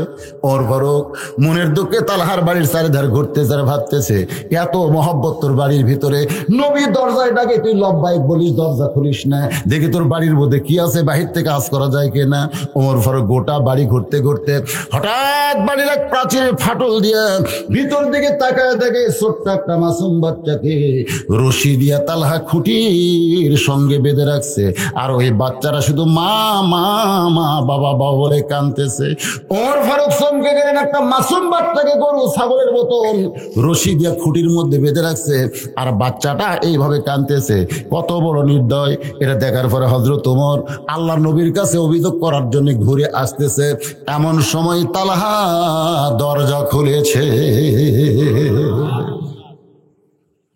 হুজুর, একদল সাহাবী নিয়ে ইয়দমের বাড়ির দরজায় আল্লাহ নবী বললেন, তালহা তোমার বিরুদ্ধে ওসমান কোন অভিযোগ করেছে। একদিন দেখেছে কিছুই বলে নাই, দ্বিতীয় দিন দেখেছে কিছুই বলে নাই, আজকে তৃতীয় দিন দেখলো তুমি ফজরের সালাম ফিরাইয়া বাড়ির দিকে দৌড় দাও।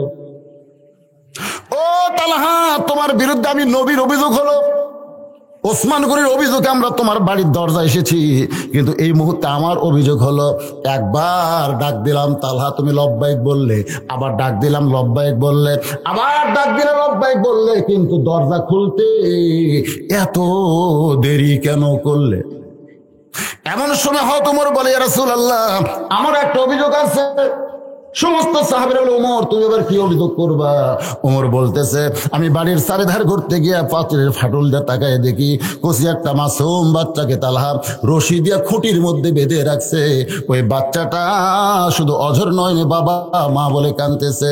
সঙ্গে সঙ্গে নবী তালহার দরজায় বসে পড়ে, দরকান সুবহানাল্লাহ, নবী বসে পড়ে এরকম মাটির হাত দিয়ে বলে, তালহা রে, তোমার বিরুদ্ধে তাহলে সর্বসাকুল্যে অভিযোগ হলো কয়টা? ধরে বলেন কয়টা? 1 নম্বর অভিযোগ ওসমান করেছে, 2 নম্বর অভিযোগ আমি নবী করলাম, 3 নম্বর অভিযোগ ওমর করেছে মারাত্মক। কারণ আমি রাসূল বলেছি ছোটদেরকে স্নেহ করবা আর বড়দেরকে শ্রদ্ধা করবা। এই হাদিসটা কার? আল্লাহ নবীর হাদিস। ছোটদেরকে স্নেহ করা লাগবে।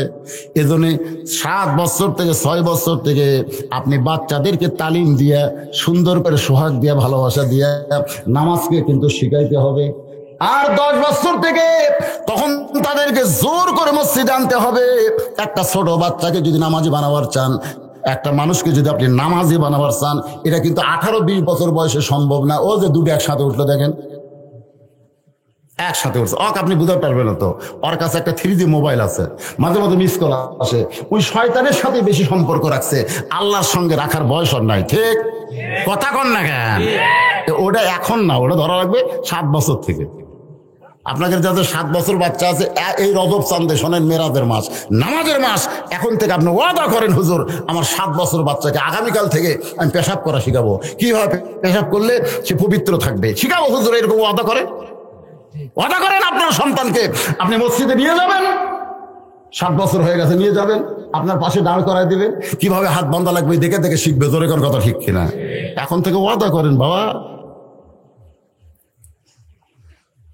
কচি মাসুম বাচ্চাদের স্নেহ করা লাগবে।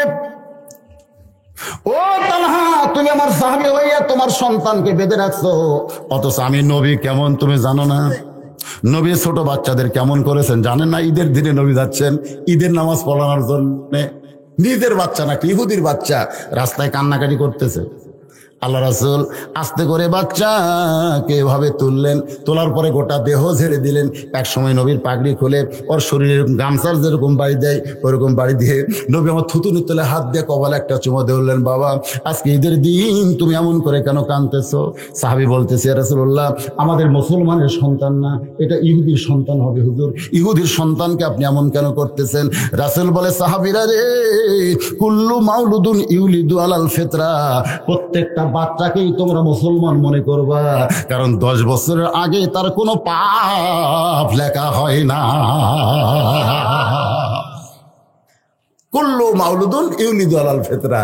আমি কইনি ছোটদের স্নেহ করো, সেটা খালি মুসলমানের বাচ্চারা, হিন্দুর হোক, ইহুদির হোক, খ্রিস্টানের হোক, যারই বাচ্চা হোক, ছোটদেরকে তোমরা স্নেহ করবে। জোরে কর সুবহানাল্লাহ। নবী যাচ্ছেন বাড়িতে, দেখে হোসাইন মাটির গড়াগড়ি দিয়ে কাঁদতেছে, আর হাসান দাঁড়ায় দাঁড়ায় কান্দে। আল্লাহ রাসূল বললেন, কে হাসান, তোরা দুই ভাই এরকম কেন কাঁদতেছিস? তোর কান্নার সাইজ আছে, তুই দাঁড়ায় দাঁড়ায়, কিন্তু ও গড়ায় গড়ায় কান্দে কেন? হাসান বলে, না না, তোমার হোসেন যে বড় বেয়াদব হচ্ছে তুমি জানো। কিছুক্ষণ আগে এক ব্যক্তি ঘোড়ার পিঠে চড়ে গেছে, তখন থেকে বায়না ধরছে ঘোড়ায় চড়বে। এখন বলো না, আমি ঘোড়া কোথায় পাই? আমি ঘোড়া দিবার পারিনি বলে মাটির গড়াগড়ি দিয়ে কান্দে। নবী দৌড়ে গিয়ে ধুলাবাগা হোসেনকে বুকের সঙ্গে নিয়ে চেপে ধরে হাসানের হাতটা ধরে বলতেছে, ভাই তুই কি বলতে পারিস না বাড়ির মধ্যে ঘোড়া আছে? হাসান বলে, না না, আমি মিথ্যা কথা বলবো না, বাড়িতে ঘোড়া কোথায়? বল চল তাহলে তোদের আমি দুই জনকে দেখাই।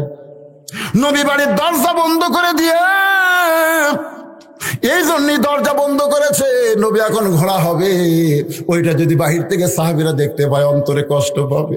এই জন্য নবী দরজা বন্ধ করে হামাগুড়ি দিয়ে বলে, ভাইজান, যেই ঘোড়া দেখছিস বাহিরে মানুষ চড়ে যাচ্ছিল, সেই ঘোড়ার চাইতে এই ঘোড়া অনেক দামি, আয় ঘোড়ার পেটে চড়।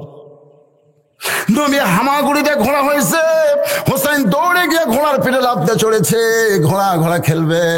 নবী তাকায় দেখে হাসান দুই হাতে চোখের পানি মুছতেছে। রাসূল বলে, কে হাসান, তুই কি ঘোড়া পছন্দ করিস না? এই ঘোড়া যদি পছন্দ না হয় তাহলে দাঁড়িয়ে কান, আর যদি পছন্দ হয় তাহলে ঘোড়ার পিঠে চড়। নবী এমন কথা বলেছে, না চললেও হয় না, কিন্তু হাসান একটু বড় বুঝতে পারে, মন তার সায় দেয় না, কি করবে? নবীর পিঠের উপরে চড়েছে। এমন সময় হোসেন বলতে, হাসান ভাই, আমরা দুই ভাই এমন একটা দামি ঘোড়া পাইছি, তাকায় দেখো ঘোড়ার মুখে কিন্তু লাগাম নাই। যেই বলছে লাগাম নাই, নবী মুসকে মুসকে হাসের বলে, লাগাম ছাড়া ঘোড়ার পিঠে চড়ে কোনো জায়গায় যাবার চাইলে ঘোড়া কিন্তু সেই জায়গায় তোদের নিয়ে যাবে না। তোরা তো ঘোড়ার পিঠে চড়ে জান্নাতে যাবার চাস, আয় লাগাম দে। এক টানে মাথার চিকন পাগড়ি খুলে নবী হোসেনের হাতের মধ্যে দেয়। হোসেন ওই পাগড়িটা নবীর মুখের মধ্যে ঢুকায় দিয়া দুইটা মুড়ে ধরে যখন হ্যাঁচকা টান মারছে, একটু দূরে দাঁড়িয়ে ছিল মা ফাতেমা। এই দৃশ্য দেখার পরে ফাতেমার কলিজা ফেটে যায়। যাকে সৃষ্টি না করলে কুল কায়নাত হতো না, সেই মহামানবের পেটে চড়ে দুইটা সন্তান বেয়াদবি করে, এক দৌড়ে এসে সন্তানের খেয়াল না করে নবীর দিকে খেয়াল করে হাসানকে এত জোরে ধাক্কা মারছে, হোসেনের গালে এত জোরে চল মারছে। দুইটা ভাই কাঁদতে কাঁদতে যখন দুই দিকে যায়, নবী আমার এতিমের মতন দাঁড়ায় বলতেছে, শিশুকালে মইরা গেছে মা, গর্ভে থাকতে মরছে পিতা, আমি চোখে দেখলাম না। আমার কেউ নাই রে, সবসময় নবী হয়ে থাকতে আমার বড় কষ্ট, সবসময় নবী হয়ে থাকতে আমার বড় কষ্ট। নবী হয়ে তাইফে গেছিলাম, তাই বেশ আমাকে পাথর মারছে। নবী হয়ে আমি কত কষ্ট পেয়েছি, একটু নানা হয়ে আমি আনন্দ করতে চাই, এটা অনেকের চোখে সয় না।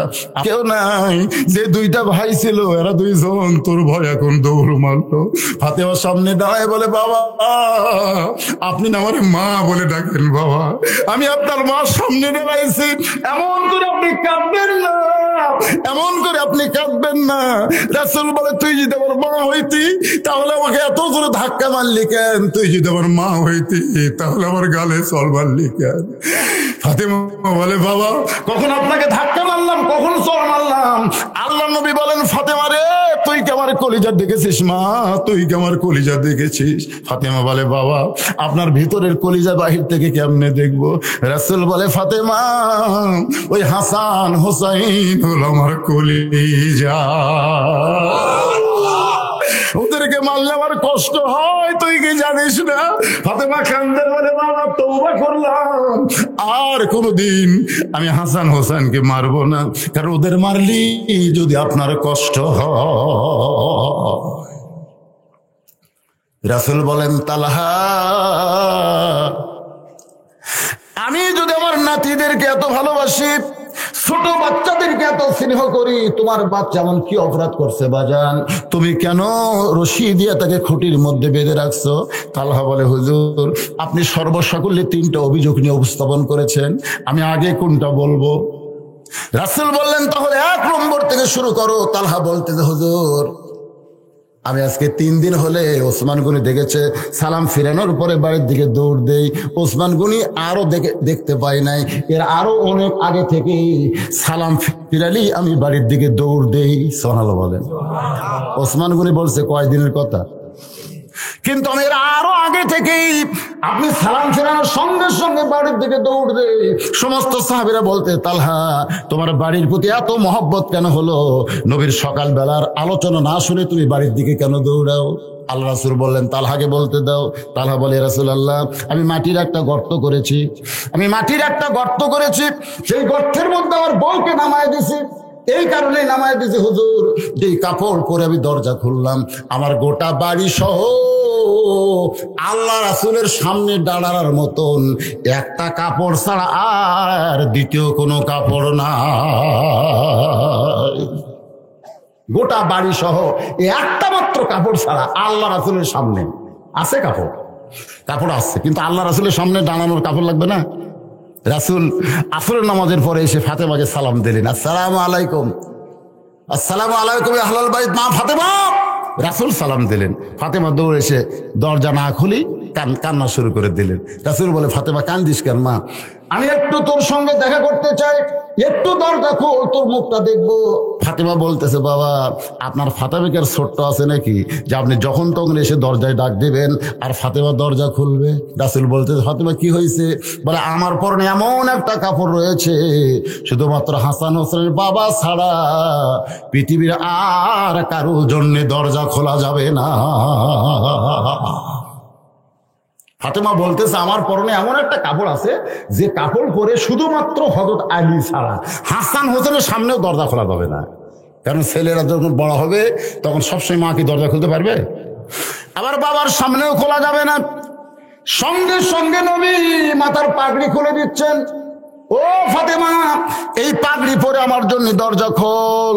ফাতেমা বলতেছে, বাবা আপনি যেই পাগড়ি পরে নামাজ পড়েন, যেই পাগড়ি মাথায় পরেন, সেই পাগড়ি পরনে কেমনে দিব? রাসূল বলে, ফাতেমা তুই যদি আমার মেয়ে হইতি তাহলে তোর আমি পাগড়ি পরতে দিতাম না, কিন্তু তুই যে আমার মা। তালহা বলতেছে, রাসূলুল্লাহ আমি একটা মাটির গর্ত করে গর্তের মধ্যে আমার বউরে রাইখা যে কাপড় করে দরজা খুলেছি, কাপড় করে আপনার পেছনে ফজরের নামাজ পড়তে যায়।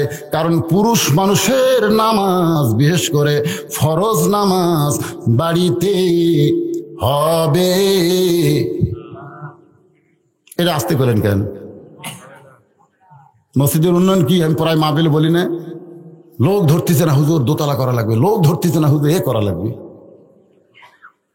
লোক ধরতেছে না দোতলা করা লাগবে। ফজরের খবর কি? ফজর হুজুর এক কাতারে হয় না। জোহরের খবর কি? কোনো মতে এক কাতার। আসরের খবর কি? 3 পা কাতার। 3 পা বোঝেন? মাগরিবের খবর কি? 1.5 কাতার।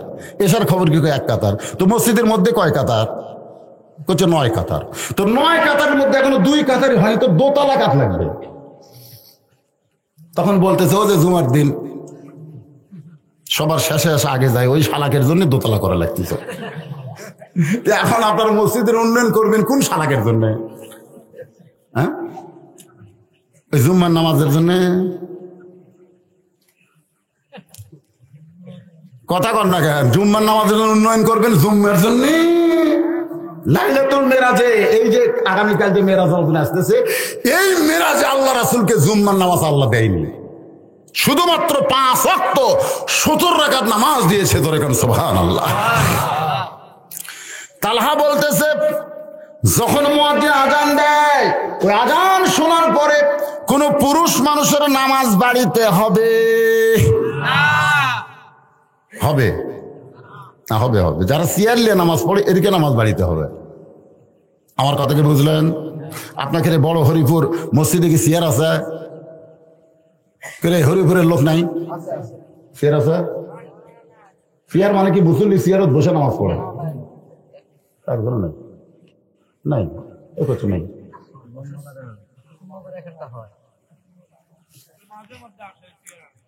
মাঝে মধ্যে সিয়ারালা আছে। শোনে আমি বলি ভাই, এটা এটা কিন্তু বাংলাদেশের সমস্ত আলেমেরা এই ব্যাপারে খুব খুব কড়া কথা বলতেছে। জামাতে নামাজ পড়া কার জন্য ওয়াজিব বলেন তো আপনারা? কিছু মশলা শিখেন। জামাতে নামাজ পড়া কেবলমাত্র ওই সকল মানুষের জন্য ওয়াজিব যারা সুস্থ, যারা কি, আর অসুস্থ হোক, পঙ্গু হোক, ন্যাংরা হোক, যাই কানা হোক আর যাই হোক না কেন, নামাজ পড়তেই হবে। যেরকম কথা ঠিক কিনা? যদি দাঁড়ায় না পারো বসা পড়ো, বসা না পারো শুয়ে থাকা পড়ো, শুয়ে থাকাও তুমি না পারো তুমি ইশারা দিয়ে পড়ো, তাও তোমাকে নামাজ পড়তেই হবে। কিন্তু জামাতে সকলের জন্য না, জামাতে নামাজ পড়তে হবে কেবলমাত্র সুস্থ সবল মানুষের জন্য। আপনারা বলেন তো জামাত কেন হয়েছে? এই জামাতটা কেন? না জানলে বলবেন জানি না। অন্যায়ের বিরুদ্ধে প্রতিবাদ করার জন্য নামাজের মাধ্যমে রাসূল সাহাবীদেরকে জামাত করেছে। অন্যায়ের বিরুদ্ধে প্রতিবাদ করা, যে তুই সিয়ালে বসে তুই কি অন্যায় করবো? হ্যাঁ, লিজি লড়ে পারে না, চিন্তা করে দেখে। এই জন্য আমি সিয়ারওয়ালাদের বলবো, অনুরোধ করে, আপনি যদি বসে থেকে পড়তে অসুবিধা হয়, হাঁটুর যদি লাগে, আপনি সিয়ারত পড়েন, বাড়িতে পড়েন, মসজিদে কেন? আল্লাহর বান্দারা মনোযোগ দেন। কি কষ্ট পাচ্ছেন? রাত কত হলো রে? শুক্রবারের নামাজ ন্যাংরা পঙ্গু যদি যায়, তাহলে চেয়ার নিয়ে বসে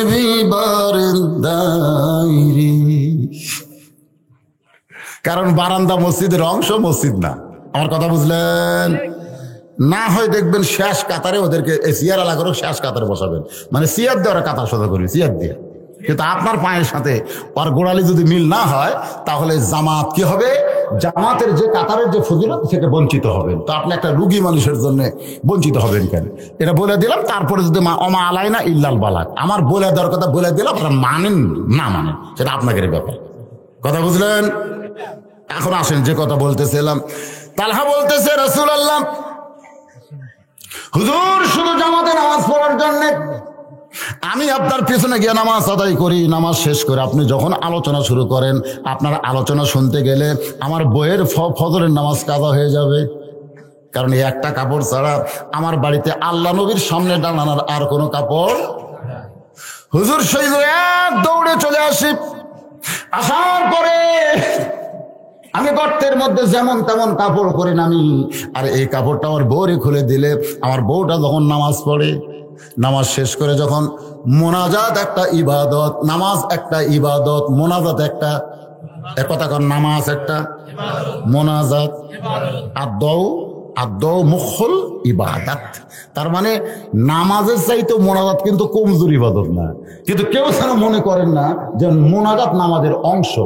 মোনাজাত নামাজের অংশ এটা মনে করা যাবে না, কিন্তু মোনাজাত করা যাবে। মোনাজাত আলাদা একটা ইবাদত। জোরে কোন কথা ঠিক কিনা? হ্যাঁ, আপনি সালাম ফিরানোর পরে কিছু দোয়া দরুদ পড়বেন, ইস্তেগফার পড়বেন, দোয়া পড়বেন, দরুদ পড়বেন, মানে নামাজ থেকে একটু ফারেক হয়ে দোয়া দরুদ পড়ার পরে তারপর মোনাজাত করবেন। আর মোনাজাত কমপক্ষে 1 মিনিট হওয়া লাগবে। 1 মিনিটের নিচে মোনাজাত করলে ওটা আবার কবুল হবে না। কি জন্য? কারণ আমার মোনাজাত সাইজ আছে, তারাবি মোনাজাত করা সব দিয়ে একটা মোনাজাত করে। মোনাজাত মানে কার কাছে হাত তুলছেন? আল্লাহর কাছে। তো আপনি আল্লাহর কাছে হাত তুলবেন, একটু সুন্দর করে বলা দরকার আছে না নাই? রব্বানা রব্বানা আতিনা ফিদ দুনিয়া হাসানাতাও ওয়া ফিল আখিরাতি হাসানা। সুন্দর করে বলেন, আল্লাহর কাছে বলতেছেন। আপনি যদি দুনিয়াতে কোনো মানুষের সামনে হাত বাড়ান, এরকম হাত, ভিক্ষা দাও, ভিক্ষা দাও, ভিক্ষা দাও, ভিক্ষা দাও, ভিক্ষা দাও, ভিক্ষা দাও, ওই লোক ভিক্ষা দিবে না পিটন দিবে? কিন্তু তুই মিছিল করতেছো, এই মিছিল করতেছো। ফকিরের বাচ্চা ফকির, ভিক্ষা চাওয়ার মতো ভিক্ষা চা। মা মা সাড্ডা ভিক্ষা দাও মা। কারণ প্রত্যেক ফকির জানে বাবা কামাই করে, মা ভিক্ষা দেয়। যাই কামাই করে তার কাছে চাইয়া কিন্তু পাওয়ার উপায় নাই। এদের ফকিরা খুব চালাক, বাপে কামাই করে ভিক্ষা চায় কার কাছে? মা মারে, ও মা রে, সুন্দর করে বলার কারণে দেখবেন পাষাণ মেয়ে মানুষ দরজা খুলে ভিক্ষা দেয়। আল্লাহ কয় দেখো তুমি দুনিয়ার ফকির হইয়া পাষাণ মানুষের হৃদয় গলে সুন্দর করে ভিক্ষা চাওয়ার কারণে তুমি যদি ভিক্ষা পাও, যিনি সব কিছুর বাদশা আল্লাহ, তার কাছে যখন ভিক্ষা চাইবে এভাবে সুন্দর করে যদি মোনাজাত করতে পারো, তোমার মোনাজাত মুখে ঠেকার সঙ্গে সঙ্গে আল্লাহ তোমাকে পুরস্কার দিয়ে দিবে। তবে চাওয়ার মতন চাইতে হবে। আমি কি বললাম? মোনাজাত একটা ইবাদত। আমার বউটা যখন মোনাজাত করতেছে কার কাছে? একটা কাপড় নেই, এক কাপড় স্বামী স্ত্রী দুইজন নামাজ পড়ে, কি চাবি? আল্লাহ আমার ভাঙ্গা ঘর সাঙ্গা করে দাও, এক কাপড় নিয়ে দুইজন নামাজ পড়ি, এক হাত বস্তা কাপড় দাও। আল্লাহ রে ক্ষুধার দ্বারা থাকতে পারি না, করবা পোলাও খাও, আল্লাহ দেও। তালহা বলতেছে রাসূলুল্লাহ আমার বউটা আল্লাহর কাছে কাঁদতেছে আর বলতেছে আল্লাহ এত কষ্টের মধ্যেও যে তোমাকে সিজদা করতে পারতেছি, এত কষ্টের মধ্যেও যে তোমাকে রুকু করতেছি, এত কষ্টের পরেও তুমি আমার মতন অধমকে দিয়ে যে তোমার নামাজ পড়ায় নিচ্ছ, এজন্য তোমার দরবারে শুকর আদায় করতেছি। তালহা বলে রাসূলুল্লাহ আমার বউটা যেমন এমন করে মোনাজাত করতেছে আল্লাহর কাছে, ধরে কোন কার কাছে? এমন সময় দরজায় এসে আপনি তালহা তালহা বলে ডাকতেছে। হুজুর আমার কলিজা ফেটে যায়, নবী আমার দরজায় ডাকতেছে, কিন্তু এমন একটা কাপড় পরে আমি আছি যে কাপড় পরে দৌড়ে এসে দরজা খুলতেও আমি সাহস পাই না। আবার আমার বউকে হেঁচকা টান দেওয়া যে গর্তের মধ্যে নামাবো সেই সাহস আবার হয় না, কারণ আমার বউ ডাকতেছে কাকে? আর আপনি ডাকতেছেন আমাকে। যখন আমার বউটার মোনাজাত শেষ হয়ে গেল, আমি এক টানে গর্তের মধ্যে নামাই দিলাম, যেমন তেমন কাপড় পিছে আমার বউটা গর্তের মধ্যে আছে, আর বইয়ের পরনের কাপড় খুলে সেই কাপড় পরে আপনার জন্যে দরজা খুলেছি। ওসমান গনি খালি পাগলের মতন কাঁদতেছে। তালহারে না চেনে না বুঝে তোমার বিরুদ্ধে অভিযোগ করেছে, ভাই আল্লাহর হস্তে তোমার কাছে আমি মাপ চাই।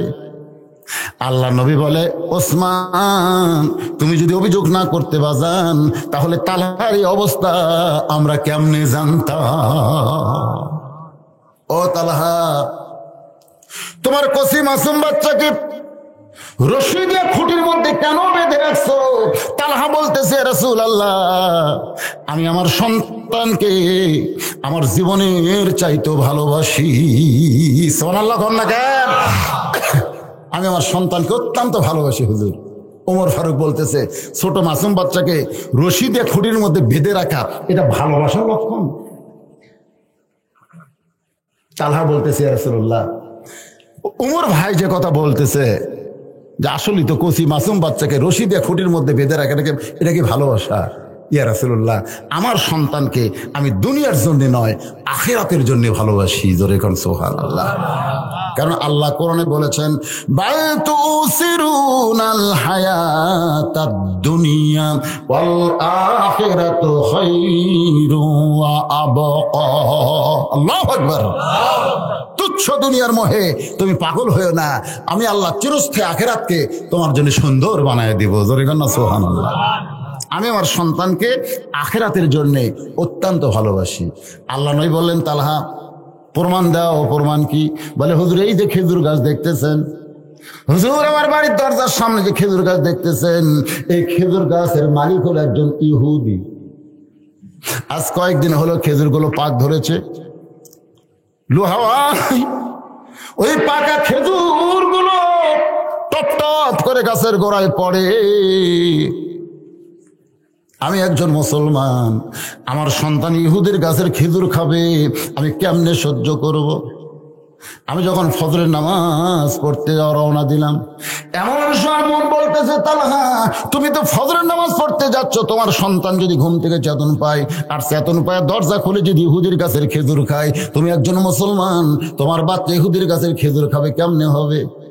ইয়া রাসূলুল্লাহ আমি এক দৌড়ে ঘরের মধ্যে গেলাম, আমার ঘুমন্ত সন্তানকে কাঁধে নিলাম, কান্দে নিয়ে মসজিদ দিকে রওনা দিলাম। রাস্তার মাঝখানে গিয়ে আমার মন বলতে, তালহা রে, তোমার বাচ্চার উপর তো নামাজ ফরজ হয় নাই, এত ছোট্ট বাচ্চা তুমি মসজিদে নিয়ে যাবা, ঘুম থেকে চেতন পাবে, যখন তোমরা নামাজ শুরু করবে তখন বাচ্চা যদি নামাজ নষ্ট করে দেয়, হুজুর বাড়িতে রাখতেও ভয় করি, মসজিদে নিয়ে যাই তো ভয় করলাম, কি করব?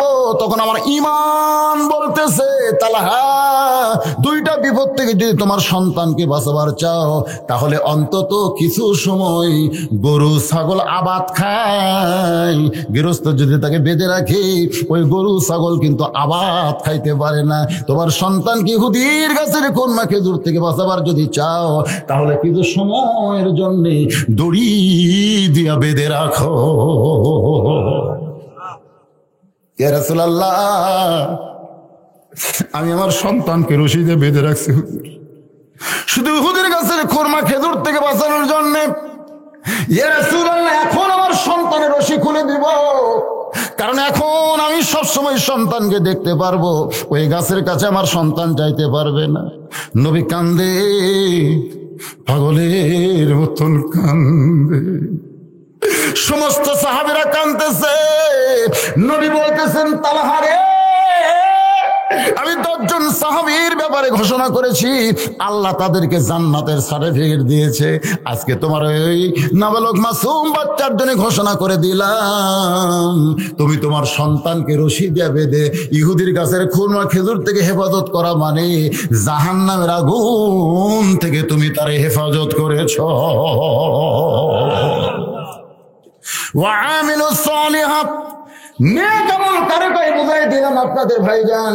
এইরকম অভাবের মধ্যে ইহুদির গাছের খুরমা খেজুর থেকে যদি তালহা তার ছোট বাচ্চাকে বাঁচাবার পারে, তালহার চাই থেকে আমাদের অভাব বেশি না কম? কথা কয় না, কম না বেশি? আজকে গ্রামীণ ব্যাংক, ঠেঙ্গা মারা, আশা, বেড়া, কিয়ার, পুশিকা, এগুলো আছে না নাই? আপনার বলেন তো এইগুলার মূলে কে আছে? ইহুদি অথবা খ্রিস্টান। একটা খেজুর গাছের খুরমা খেজুর পড়ে যাবে, সেই খেজুর যেন মুসলমানের বাচ্চা না খায়, এত অহমের মধ্যেও বাপ যদি তাকে রশিদের বেঁধে রাখে, আর আপনাকে কে ওগুলোর সামনে? ও যে আমার কাছে একদিন এই ওয়াজ করছিলাম, ওরা খুব পুশিকা, তারপর আসার চাকরির আমার কাছে, হুজুর ওয়াজ করে তো ভালোই টাকা কামাই করেন, কয় গরিব টাকা দেন? আমরা গরিবদেরকে একটু টাকা দেই, আমরা এনজিও, আমরা দাতা সংস্থা, আপনার বাজে কোন জায়গা? আমি বললাম, ভাইরে শোনেন, একটা দৃষ্টান্ত দিই আপনাদের। এই বিরক্ত হলে মোনাজাত হবে, কারণ আমার একটা বন্ধু চুক্তি আছে, একটা বন্ধু চুক্তি, একটা পার হয়ে গেছে না। বিরক্ত হচ্ছেন? ওটা বসায় দেবো, ওটে বসে, কারণ কি? কিসের পেশাব রে? হ্যাঁ, বসেন, কোরআনে মামের বসেন। এই কোরআনে ওসিলাই পেশাব জাতীয় যত ব্যারাম আল্লাহ ভালো করে দেবে। এটা কি জাতা মনে করছেন আপনি? পেশাব লাগার পরে একটু একটু একটু ধৈর্য ধরে, একটু ধৈর্য ধরে, নারীরা ওয়াজটা শেষ করে ব্যায়াম করে দাও, দেখবেন পেশাব জাতীয় ব্যারাম আল্লাহ ভালো করে দেবে। আমার এলাকার এক লোকের বহু মূত্র, তখন আছে একদিন কয়, ভাই 3 দিন সময় দেওয়া লাগবে। কয়, ভাই রে, আমি তো 3 দিন দিবার চাই তবলিগের, কিন্তু আমার যে খালি ঘন্টায় ঘন্টায় পেশাব হয়, তে এই যায় কে বলছে আল্লাহর আছে দেও, ঠিক আছে, আমার নিয়ম আছে, তোর যখন পেশাব লাগবে তখন এক দেখাবি, তাহলে তো পেশাব করে দিবি, যত ঘন্টা লাগে যতবার হবে এই এই অস্বীকার দিছে। আর আমি দেখ আছে, ওই যখন এক তুলবি আপনি যান ছুটি দেন না, আমির করছে। আর হক করছে, খবরদার আমির কে তার করা লাগবে, আমির যদি ছুটি না দেয় তুই যান জোর করে যাস না, তাহলে ইমান আমল সব যাবি। এই করে আওয়াজ দিছে বয়ান শোনার জন্য, আর ওই পাক করবার কাছে যাই হোক লিয়ে গেছে, পাক করতেছে। আর উনি তো 1 ঘন্টা পরে আমি কই,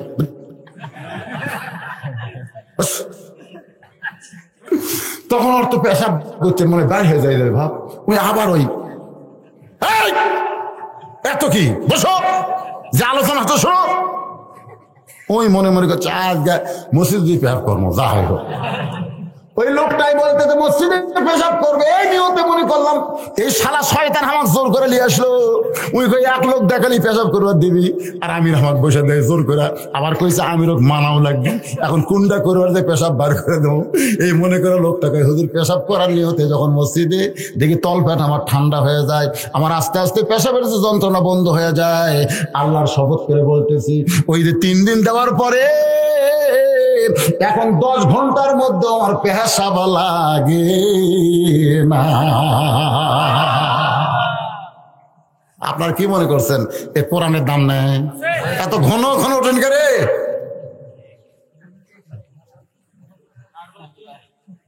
ওঠেন না বাবা, ওঠেন, একটু ধৈর্য ধরেন, এই শেষ পয়েন্টটা শোনেন, অত্যন্ত গুরুত্বপূর্ণ কথা। তো এনজিওরা যখন আমাকে বলতে, হুজুর আপনি তো, আমরা হলাম দাতা সংস্থা, আমরা মানুষের উপকার করি, ঘর বাড়ি বানাতে, গরিব মানুষের ধনী করে দেয়, বহু কিছু করি, আপনার সহ্য হয় না? আমি বললাম শোনো, একটা গল্প শোনো। এক লোক 2 বিয়ে করছে। কয় বিয়ে? 2 বিয়ে হলে 2 বউ মনে করতেছেন কি ওরা কি বোন হয় না সতীন হয়? সতীন। এমনকি মেয়েরা বেহেস্তের হুরকেও সতীন মনে করে। মেয়েরা কোনোদিনের স্বামী কাউকে ভাগ দিবার চায় না, এটা মেয়েদের একটা ভালো গুণ। সুবহানাল্লাহ বলেন। যদি কোনো মেয়েকে আপনি ঠান্ডা করবার চান, তাহলে শুধু বলবেন তুই যদি বেশি ক্যাচাল করিস আমি কিন্তু বিয়ে করবো, তাহলে এ কথা কয়ে দেখেন, ওই আপনার পাও ধরবে। মেয়েরা কিন্তু একটা জিনিস পছন্দ করে, সেটা কি? সতীন। ধরে কোন সেটা কি? কিন্তু ওই 2 বিয়ে করছে, 2 বিয়ের আবার একসাথে বাচ্চা হচ্ছে, 15 দিন 20 দিন কম বেশি 2 সতীনের 2 বাচ্চা ছেলে হয়েছে। কিন্তু গ্রামের মধ্যে একটা খবর রটে বলল, সতীন তার সতীনের বাচ্চাকে সহ্য করতে, সতীন তার সতীন নিজের বাচ্চাকে পছন্দ করে না, কিন্তু সতীনের বাচ্চা ভালোবাসে। এক সতীন তার নিজের বাচ্চাকে ভালোবাসে না, কিন্তু সতীনের বাচ্চাকে ভালোবাসে। তো গ্রামের লোকজনকে এটা কখনোই হতে পারে না, সতীনের শত্রু। আর এটা কেমনে হয়? তো এক মেয়ে মানুষকে তাহলে তদন্ত করা দরকার। তো এক মহিলা তদন্ত করে যায়, দেখে মাটিতে একটা পড়ে যায়, প্যাঁ প্যাঁ করে কান দিচ্ছে, আর একটা কলোনিয়া বাবু তো বাবু করতেছে। তো এখন বলতেছে কান দেখে ওকে, আমার কলিজার টুকরে কান দিচ্ছে। কোলত ঠিক হয় আমার শত্রু, তো তোর কলিজার টুকরে কানতিছে, আর সতীনের সন্তান শত্রু কোলত নিয়ে তুই বাবু তো করতেছ, কারণ কি? এটা গোটা পাড়ার উঠে গেছে, ভিতরে ঢুকে দেখতেছি একই অবস্থা। এর মধ্যে মহা কারণ আছে। তাহলে সেই কারণ কি? ঘরের মধ্যে নাই, ওটা বেড়া কথা দেবি যায়। তো ঘরের মধ্যে যা বলতেছে, শোন আমার স্বামী হলো গরিব মানুষ, যে কোনো সময় স্বামী মরে যাবি, এই সোল বলের কামায় আমাকে খাওয়া লাগবে। তা আমার ডাক মাটির থুজি, ওই কান দিচ্ছে মানে কি দেখতেছি, ওই যত কান দিচ্ছে হাত পাও মারতেছে আর ব্যায়াম করতেছে, কান দিচ্ছে হাত পাও মারতেছে আর ব্যায়াম করতেছে, ওই ব্যায়াম করতেছে। আর মাটির থর কারণ হলো মাটির আর্থ কানেকশন ওর দেহের মধ্যে ঢুকতেছে, রোদে পুড়তেছে, মাটি আসন পাচ্ছে। ওই বড় হয়ে যদি 10 ঘন্টাও রোদে পুড়ে পানি ভিজা কাম করে, ওর সর্দি গরমি হবি না, ওর শরীরে দুর্বল হবি না, অক্সাইজ করতেছে আমি। আর এটা কোলতে বাবু তো করা মানে এখন লুলা করে দেবো, এক পঙ্গু করে দেবো, ইদান ভিক্ষা করে খা। হাই রে হাই ষড়যন্ত্র রে। আমি তো এনজিওরা হচ্ছে একই মাল, একই অবস্থা। এরা মুসলমানের ঈমান আমল পঙ্গু করার জন্য এরা আমাদেরকে সাহায্য করতেছে। আসলে সাহায্য না, সাহায্যের নামে আমাদের সঙ্গে শত্রুতা করতেছে। দরকার কথা ঠিক পঙ্গু করতেছে না। ইমান একটা গ্রামীণ ব্যাংক মেয়ে মানুষ দেয় কিস্তি লিবা, মেয়ে মানুষকে আর মেয়ে মানুষ কিস্তি নিয়ে শতকরা কত টাকা সুদ দেয় আপনি কি হিসাব করে দেখছেন? যেদিন আপনি টাকা নিলেন, পরের সপ্তাহ থেকে আপনার কাছ থেকে সুদ নেওয়া শুরু করলো। আপনি ব্যাংকের টাকা নিলে 1 বছর পরে সুদ নিবে, আর এরা পরের দিন থেকে কত % সুদ নিচ্ছে আপনি কি জানেন? সুদের 1 টাকা খাওয়া, সুদের 1 টাকা দেওয়া আর 1 টাকা খাওয়া কত বড় পাপ, এটা মুসলমানের জানার দরকার আছে না নাই? দরকার আছে না নাই? এই জন্য ভাইজান, একটু শতভাবের মধ্যেও যদি পড়েন, আল্লাহ রাসূল বলেছেন তোমাদের কঠিন যদি অভাব হয়, তাহলে আমি তোমাদের একটা দোয়া শিক্ষা দেব। প্রত্যেক 5 ওয়াক্ত নামাজের সালাম ফেরানোর পরে এই দোয়াটা যদি তোমরা 5 বার 7 বার পড়তে পারো, আমি রাসূল বলছি 40 দিনের মধ্যে অভাবের দরজা তোমাদের আল্লাহ বন্ধ করে দিবে, বরকতের দরজা আল্লাহ তোমাদের জন্য খুলে দিবে। সমস্ত সাহাবীরা বললেন ইয়া রাসূলুল্লাহ, তাহলে আমাদের দোয়াটা বলে দিলে হয়। আল্লাহ রাসূল বলছেন আমি ওয়াদা দিলাম 40 দিন। ধরে কোন কয় দিন? 40 দিন 5 ওয়াক্ত নামাজের যে ইমাম সালাম ফিরাবে, যদি ইমাম সালাম ফিরে দেরি না করে, মোনাজাত যদি করে, তাহলে মোনাজাত আগে করে পরে তোমরা দোয়া পড়বে 5 বার 7 বার, ছোট্ট একটা দোয়া। সাহাবেরা বলে হুজুর দোয়া শিক্ষা দেন হুজুর, আমরা এখন থেকে রেজেকের পেরিশনে থাকছি না অন্তত। আল্লাহ রাসূল বলতেছে লিখে নাও 40 দিনের মধ্যেই আল্লাহ তোমাদের অভাবের দরজা চিরতরে বন্ধ করে দিয়ে রহমত আর বরকতের দরজা খুলে দিবে। সুবহানাল্লাহ। এখন দোয়াটা কারা কারা শুনবেন? হাত তোলেন, হাত তোলেন, হাত তোলেন। লিল্লাহে তাকবীর। হাত নামান। 40 দিন পর যে অভাব থাকবি না, সে 40 দিন পর বিশ্বাস করতেছেন তো? এটা কিন্তু নবীর হাদিস, বুখারী শরীফে আছে। তো এখন আপনাদের কাছে যারা হাত তুললেন, এই মসজিদের জন্য একটু টাইলস লাগবে বাদান না? আপনারাই মনে করেন যে আলী একবার ভাই 8 ঘন্টা ওয়াজ করে আদায় শুরু করছে, আমি কিন্তু 2 ঘন্টা ওয়াজ করছি। কয় ঘন্টা? কথা কর না কেন, কয় ঘন্টা? 2